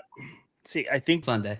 I think it started instead of starting one OnlyFans, you do it like the creator of Starbucks did, and you buy Seattle's best. So you start 6 OnlyFans account because you've got basically 6 different, what do you call it, franchises? Even personalities. Yeah, personalities. That's what you do. And you corner the entire market. You do one with foot nail polish, one just completely nude feet, one you'll let the hair grow out because some people are into that. This is what you do, Simon. There's all sorts of ideas. I could do skits with them. I'm assuming they're like Eric asked if they were prehensile and I can move them independently, right? Just like I can with my normal feet. Out. Like I don't have to move all 3 feet on the same leg at the same time. I can move each one individually. Yeah. Oh my God. Imagine the piano you could play with your feet. Like if you could have an actual advantage going like piano play. Yeah, no. I can't even play with my hands. You expect me now to play with 6 feet? Yeah. Scott Fishing is at this point is the coy one. This foot is the shy one, and this one's the rebel. Give him personality traits. And I'm gonna call them like it's gonna be like L1, L2, L3, R1, R2, R3. You number them from the inside out, so both the ones are in the inside, 2's in the middle, 3's on the outside. That's the numbering conventions here, and we all know L3 is going to be the saucy one. L3 is going to be the rebel, hanging out over there on my non-dominant side, on the outside. L3 is a dirty boy. Yeah, but think of all the toenails that you have to clip. I don't like clipping mine now. That's frustrating. Lot. That's 30 toenails. Nope. That's so many. And what if you get hangnails? Oh God, gosh! And imagine stubbing your toes. Oh Everything. my God. You're a magnet at this point. Furniture, watch out. You're penalty screwed. kicks in soccer would be interesting because you plant yourself with one foot and then it's 4 different options, like which foot is going to kick the penalty kicks. That'd be interesting. What you could do, and I don't mean to influence or bias. Actually, it's exactly what I mean to do here. Buy a vineyard and then think of how efficiently you can make wine with 6 feet. True. You're just going to be stomping grapes like crazy. Yeah, but I know how hard it is to step into a barrel of grapes. Don't get me wrong. But you're gonna we've all seen the video of the woman falling. If your feet are like this, you're just going to get your feet stuck in the barrel every single time. You're going to break ankles like that. How big do you think, how small do you think this barrel is? Yeah, you get a custom 6-foot barrel. Yeah, you get that industrial size. Simon's Chewbacca impression sounds a lot like the Great Stomping Lady now that I think about it. Yeah. She was the voice for Chewbacca all along, and we had no idea. Can I get custom shoes made that would fit all 3 feet into one shoe on one leg? Absolutely. Shoes would be expensive. Are they? Do they? Because then I'm thinking like then they would move in unison, and it might make it a little bit better to get used to. And the power on that boot, if I've got 3 like ankles with that ankle motion, just getting a swing at the same time, like It's so big. It's just comically large. Do the extra feet are they their own left and right foots? Like how does Yes. that work? Are they all left feet or It all right feet? it alternates, but it's Oh. no, what is the that? one in the middle on each foot Is has it just all a the toes foot? level. It's just like a rectangle in the middle. Yeah. And then there's a right and left foot on either side. And then the foot in the middle just has flat toes across the top. Okay. Yeah, That's I kinda think what I'm that's picturing. the right way to do it. Is the inside ones are basically your normal feet, and now you have a whole nother set on the outside of each ankle. We're gonna have to Dr. A le- Scholl, a- somebody a call left him and right. up. Yeah, I just want to be tall. Like I would Just just like I'll just take the height. That's too much. I don't want to but belly dancing. If it was all in the belly, you could be the America's Got Talent. Watch out. Here comes the belly Because dancer. I don't want to be like, oh, belly dancing. Does that belly go all the way up? how many hula hoops can you get going at once? 17 minimum. So many hula hoops. Man. Like Oh God. At first it was all negative, but now we're thinking positives. I think I'm still going with the feet because I'm going to have a lucrative OnlyFans career, and it opens up just so many other options for me. I'd rather die than wear pants, though. Gosh. for me, rather it's die gonna than wear be the long torso, just based on if I don't need my friends anymore to do the human centipede Halloween costume that I've been wanting to do all these years. Mm-hmm. I'm just that long now, so I don't need my friends. You just got to put some dummy heads on your back or something. That's all I have to do. Is put heads on my back. And I'm Lady set to go. Rainicorn costume. Oh, That would slap. okay. Now you're talking my language. Lady Rainicorn, Wiener Dog. You're right. The Halloween costumes with what are you gonna be Either. with Really 6 either. feet? Just like a coat rack? Like you're just gonna have like a sturdy base and then your arms come off. Like You know what? that's your go-to Halloween costume with My 6 first thought feet. was analogy, and I was like, you know what? I can't think of a single object that represents the situation more than a coat rack. So you know what? Well done. You nailed it. You could stand on your hands and be the tree from the Lion King. Yeah. I'm taking that. I'm gonna take the feet here. Taking the feet. Joey's taking the midsection, the 3 times taller. Tim, which side are you taking? So I think it comes down to if it's just triple the torso length, I'm doing that all day because that just what's that? It's gonna make me just 7-8 feet tall. I'll take that. My arms are pretty long as it is. Your life 7, is 8 feet tall. Are you like 3 feet? No, well, so is it? That's said the just the question. torso, You yeah. said just the Well, torso. I think the whole length of your body is tripled, It's but triple the all the height. height is in your mid Yes. region. Okay. Yes, yeah. Not just your midsection is tripled. It's your height is triple. It's triple the height or triple the feet. All right, so I'd be I'd like, be like 17 foot 16. 10. Yeah. Yeah. Hmm. You know what? I gotta live life large. Let's go for it. I'm sticking with it. Going tall. I'm sticking with it. Yeah. Well Hey, done. you would be guys. living large. That's awesome. You would be Congratulations. living very large. You'd have to sleep curled up like a dog. Like you would have to roll up into a little ball, like get really tight I because your know. belly's so long. It look like a Swiss cake roll. Or a hose. Scott Fish said, "Agree, Joey. I've been trying to do a human centipede 2 costume, but finding 50 friends is tough." Yeah. I feel like Scott Fish is like, but I call front. I call fourth. Absolutely. Got time for one more? Are we done with this game, Dale? Is that the end of hypothetically? That's let's do one more. Let's do one more. We can fit one more in there. I'm having fun with this. All right, guys. Here is your last hypothetically prompt for today. Take a trip with me. Close your eyes. To the FanDuel Sportsbook? Not to the FanDuel Sportsbook. We're going somewhere different today, Joe. Okay. You're in New England Patriots locker room after a particularly hard loss. Okay. All the players have showered, trickled out of the room, but you remain seated at your locker, still in your pads. Bill Belichick walks in, sits next to you. He lets out a groan or a sigh of air as he went from standing to the sitting position. He doesn't say anything. He just sits there. 10 seconds go by, 40 seconds, 60 seconds. Mm-hmm. You've been sitting here in silence. You look over at him and your eyes meet. They stay in shocked stasis for a moment. His mouth curls into a smile and he chuckles. What do you do? I get up and leave. I was never supposed to be. This is weird. I'm out. I really allowed myself to go there. Me too. I felt uncomfortable. Like I was sitting there and I was like feeling uncomfortable. Man, so it's just us. That's what you said. It's just me and Belichick in the locker room, JL. It's just you and Belichick. There's some other, random people around. They're just extras in your movie. Have I showered, or is just everyone else showered? You are still in your pads, but most of the other team has showered. Shower with my pads on. It's true. Yeah, you know what? You are showered. You went and showered with your pads on. Now you're sitting at your locker, soaking wet in your pads. Okay. Okay. I would do the thing where I put the finger to his mouth and just go, shh, no, and then just walk away. So, in my imagination, go ahead, Joey. Sorry. No, but like, look hurt. Just it can't be. This is not today. It can't be. No. So Tommy's go in for the kiss. Oh. First off, I'm in a Dolphins uniform, so I'm in the wrong locker room. I'm lost. I don't know why I'm there. I made a wrong turn. Something is horribly wrong, but I was too shy to say anything. In your pads, fully showered. In my pads, fully showered. Billy B comes down, sits there with a little groan. He's smiling at me for some reason. First red flag. Billy B does not smile. That man has never smiled in his life. So I know immediately that is not Billy B. That is somebody else impersonating Billy B. Willing a Billy B skin suit. Yeah. Wearing. Billy C. Billy D, because he's a demon. He is a demon, but this one's actually a demon. It's like his alter ego that just came out. There's not a chance in the world that I would be caught sitting there longer. 60 seconds, man. I'm risking my life every millisecond I'm next to that guy. His mouth curls up. It's the Grinch smile. I'm not about it.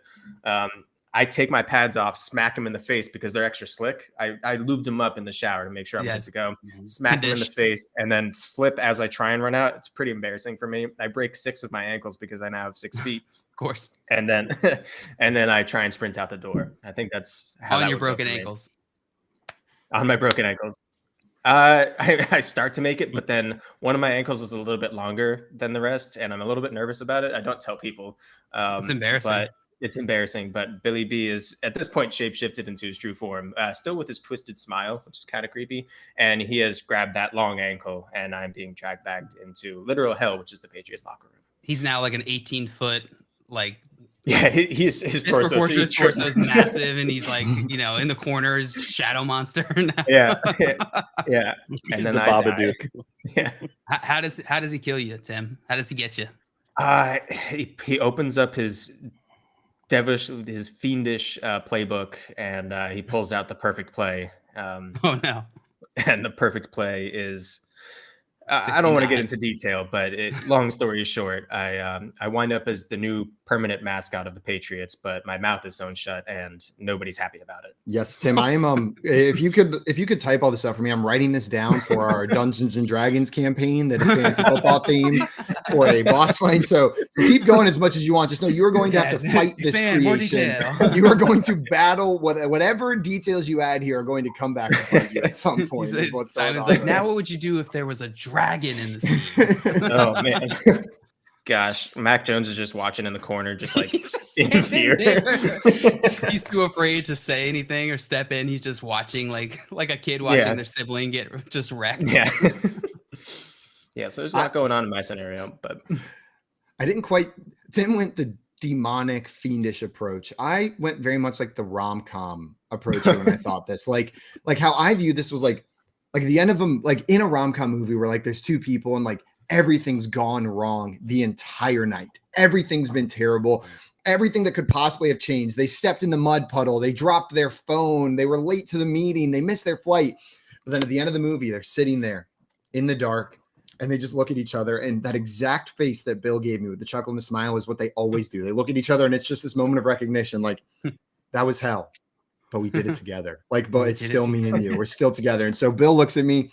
I let out the same little like you're right, Bill. And then I slide my hand over and I put it on his thigh to gauge his reaction. And I'm sitting there and I'm seeing what he does. And you know what he does? I'm positive of it. What is this? He just has this look of relief on his face. Like, I'm so glad you made that move because I wasn't going to.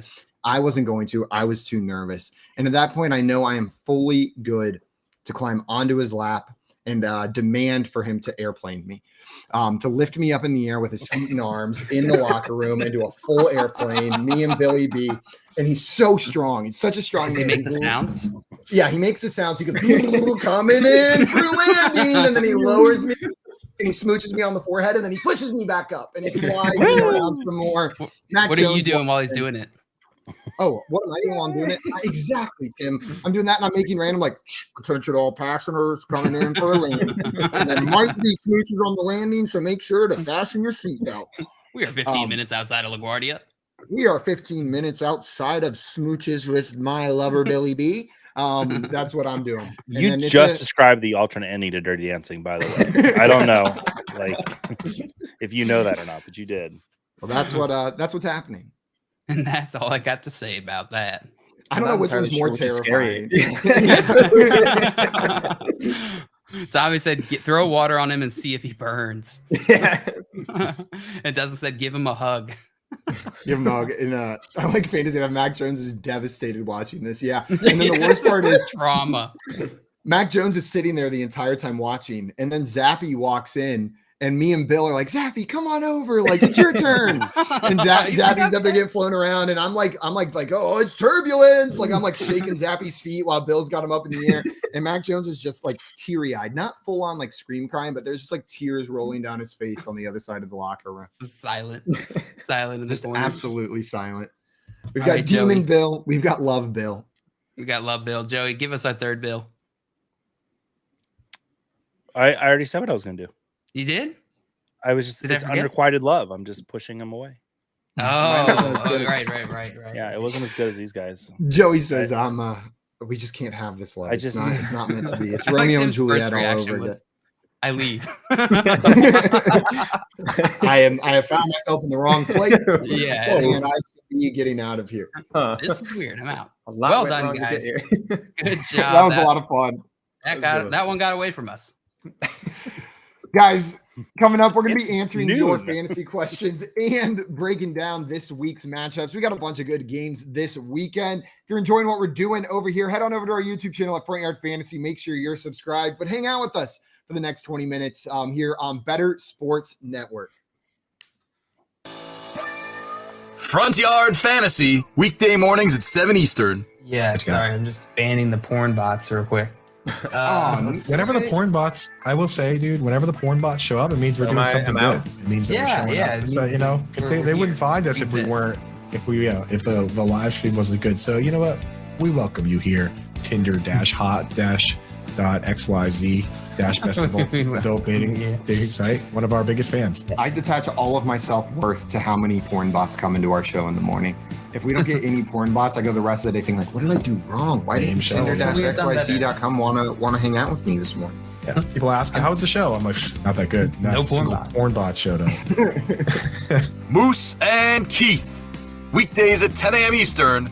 Because I never asked you this. When Noah was growing up, when did Noah first where you got a sense that this is what my son wanted to do? I was really busy during his formative years. I didn't meet Noah till he was about 19. Nice. So, Your wife did a good job. yeah, you may want to talk to him. I would say about first vision, he started showing a legitimate interest.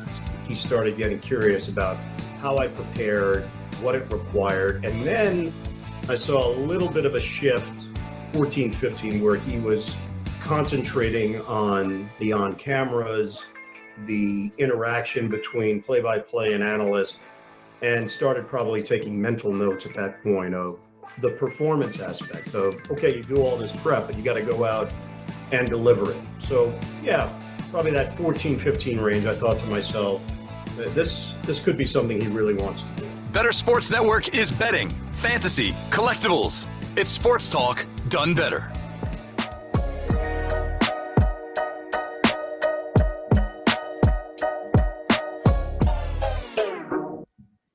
What's up, everyone? Welcome back into the Front Yard Fantasy Morning Show here on Better Sports Network. You're welcome, Joey. Glad to have you here.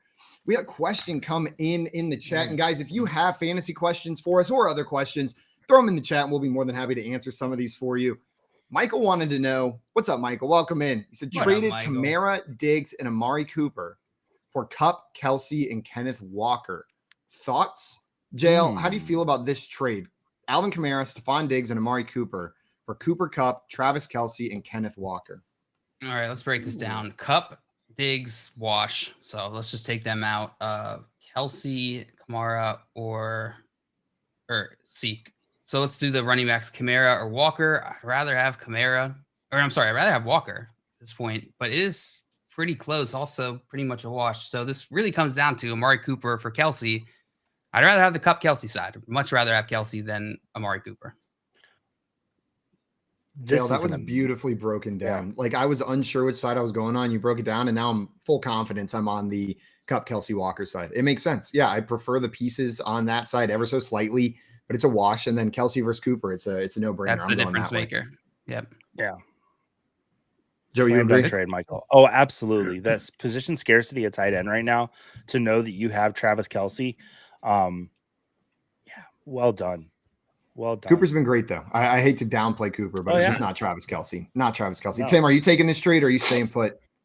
Yeah, I mean, I think I agree on your side, but I do think Cooper. It's a fun trade. That's a big trade. I like to see that.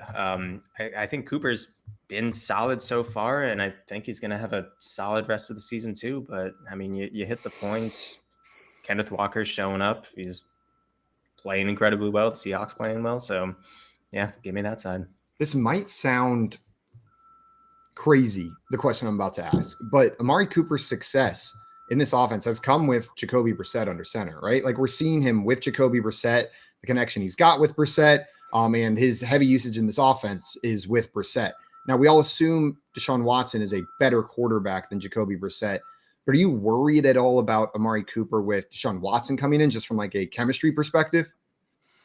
I'm worried about Watson. Honestly, it would have been almost 2 years since he stepped on a football field and played an actual game of football. Like, I don't expect him to come back and be Deshaun Watson. I mean, you can call me crazy, but maybe I'd just rather have Jacoby Brissett the rest of the season because I know what I'm going to get out of Amari Cooper. And I'm scared of what I don't know with Deshaun Watson coming back. I think that's a fair reaction to have. There are a few quarterbacks in the NFL where I'd be as confident that he's going to come and plug right back in. The dude, just like from a talent perspective, he's built it. It's been forged in fire. He's one of the best NFL quarterbacks playing right now. But you're right. There's a lot of uncertainty there. I view it as a plus for Amari Cooper. There is definitely uncertainty that maybe they don't have the same rapport, but I think Deshaun Watson from going from Jacoby Brissett to Deshaun Watson is net positive for the Browns. I think that's a step up. Yeah, I figure it's worth talking about because Amari Cooper's been so good with Jacoby Brissett when maybe that wasn't expected. A quarterback change can just change the dynamic of an offense and add that uncertainty. I think I agree, net positive for Amari Cooper, but it's not with 100% certainty that I say that. There is some confusion around what's going to happen once Deshaun Watson comes back. I ask you guys for some help in one of my leagues with a start-sit decision that I'm trying to make. No. It's tough sledding for me at the wide receiver position in this league, which is not how I generally build my teams. I love having like a stud wide receiver core and I figure out the running back. This one, I've got Josh Jacobs, Joe Mixon at running back, so I'm good to go. But my wide receivers, I need to start 2 of these 3 players, so I need to sit one of them. Robert Woods, Darnell Mooney, and Hunter Renfrow. Right now, I'm planning on benching Hunter Renfrow just because this Raiders offense hasn't been great. But I don't have a ton of confidence in these other 2 guys either, Darnell Mooney and Robert Woods. Who would you be throwing on the bench?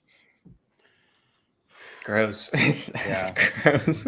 I want to like Robert Woods, but like nothing that Malik Willis last week gave me any confidence in him supporting a wide receiver. Is even like a wide receiver 3. 50 passing yards didn't do it for you? Not quite. So, yeah, I might actually bench Robert Woods in this because if Waller's out, Hunter Renfrow at least has an opportunity. Someone backing up. Do you guys hear that? There's like a backing up beeping noise. Yeah, or am I going crazy? Oh, okay, that's probably me. I thought it was me because they've been like power washing outside my house, so I muted myself. And then Simon, you said that, and I was like, "Oh no, it's because I know what it is. It's because Tim, you added all that height, so with that comes a backup sensor. Yeah. And so something's off, and it thinks you're backing up. You must be leaning back in your chair, and so the backup sensor is just gotta be it. It's got to be. Someone's just cursing every 3 seconds.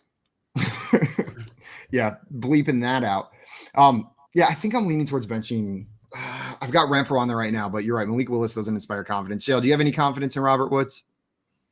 Yeah, I'm some confidence in Robert Woods going against Kansas City, which has not been great against wide receivers. Not at all. I agree with you with the Malik Willis concerns. I mean, it's kind of what we expect, right? Wasn't like he came in as a first round talent that was just going to be immediately plug and play. We knew from even before he was drafted that he was going to need some development. I think Renfro is the guy you're benching, and then I would bench Woods.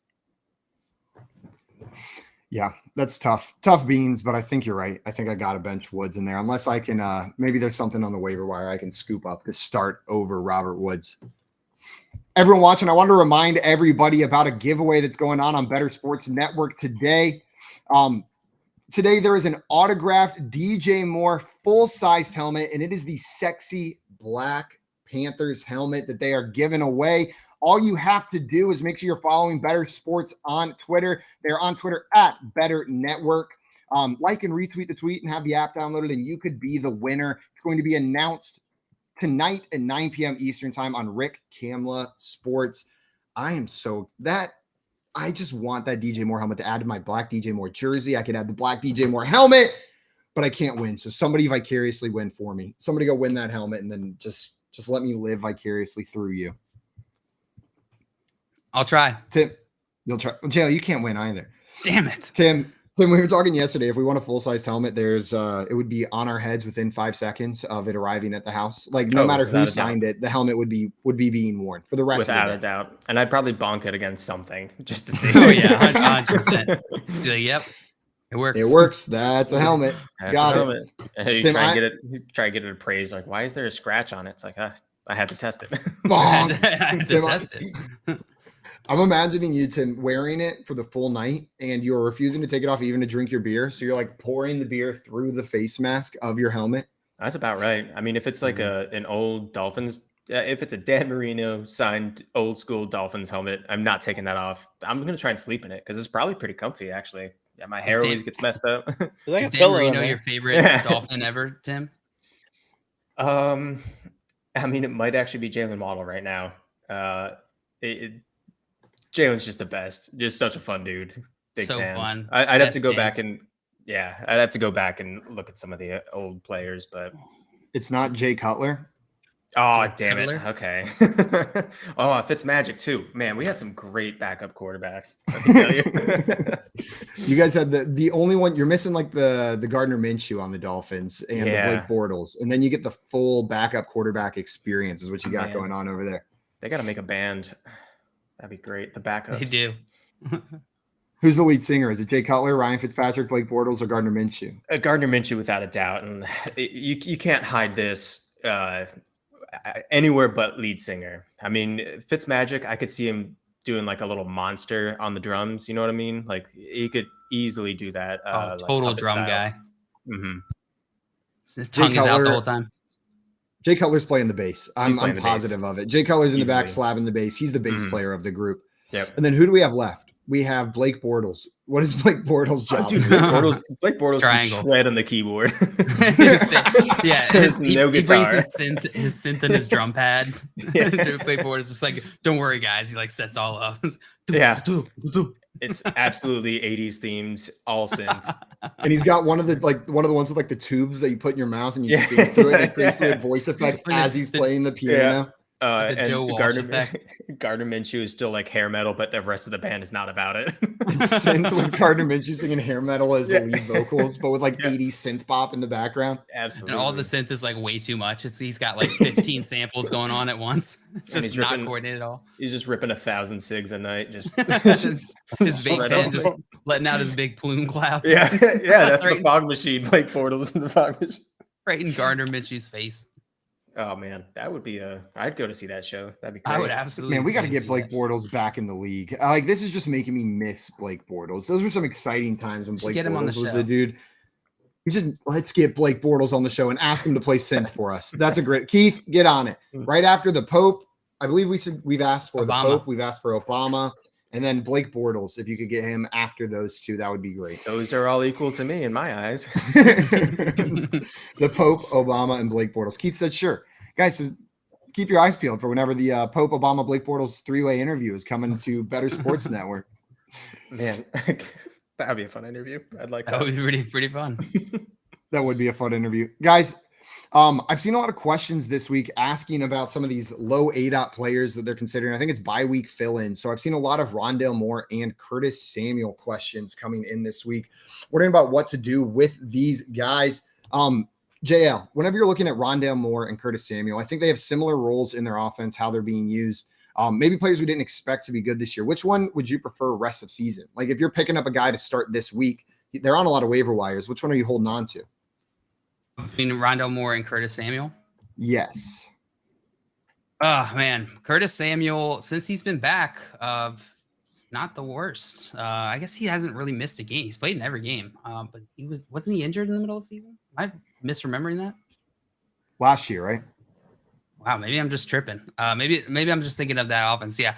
Rondale Moore, his usage has held up. He got 8 targets last week, still playing 99% of snaps week 8. I think I'd rather have Rondale Moore. I really like this Cardinals offense right now.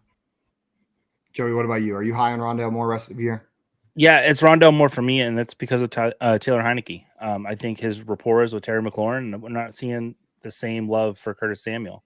And I do like what I'm seeing out of Rondale Moore. It's been one of the surprises for me the last few weeks. So, yeah, it's Rondale Moore for me. I was completely out on Rondale Moore. I thought he was back in. I thought he was done. I thought, especially with the Dortch out there performing, I was like, oh, the Dortch has supplanted. Man, that was fun. That was fun, wasn't it? It was really fun to get some Dortch action. But now Dortch has been relegated and Moore is absolutely the guy. So I'm just still rolling with Rondale Moore. I think that's the direction I'm going as well. Have you guys ever given analysis for a player, like just kind of like off the cuff and didn't really think it out and then just get blasted for it? All the time. That's all my this analysis. preseason. I was like, guys, I love Rondale Moore as a draft pick because he has a wonderful catch percentage. And then I got hit with like, have you seen the picture of the gif of the girl getting hit with hot dogs? It was like ADOT. Oh yeah, I know exactly what you're talking about. In my Twitter comments, just hit me in the face with the ADOT. And I'm like, oh yeah, that's why he catches them, because he's at the goal line every time. Yeah, but it still doesn't matter. It's still a point in a PPR league. It doesn't matter what the ADOT is. You're still getting a point. 11 targets is 11 targets. I don't care if they're 5 yards up the field or 1 yard up the field. And that's what Rondale Moore is doing. He's getting that work done. Between him and DeAndre Hopkins, that offense is looking a little bit better with DeAndre Hopkins back.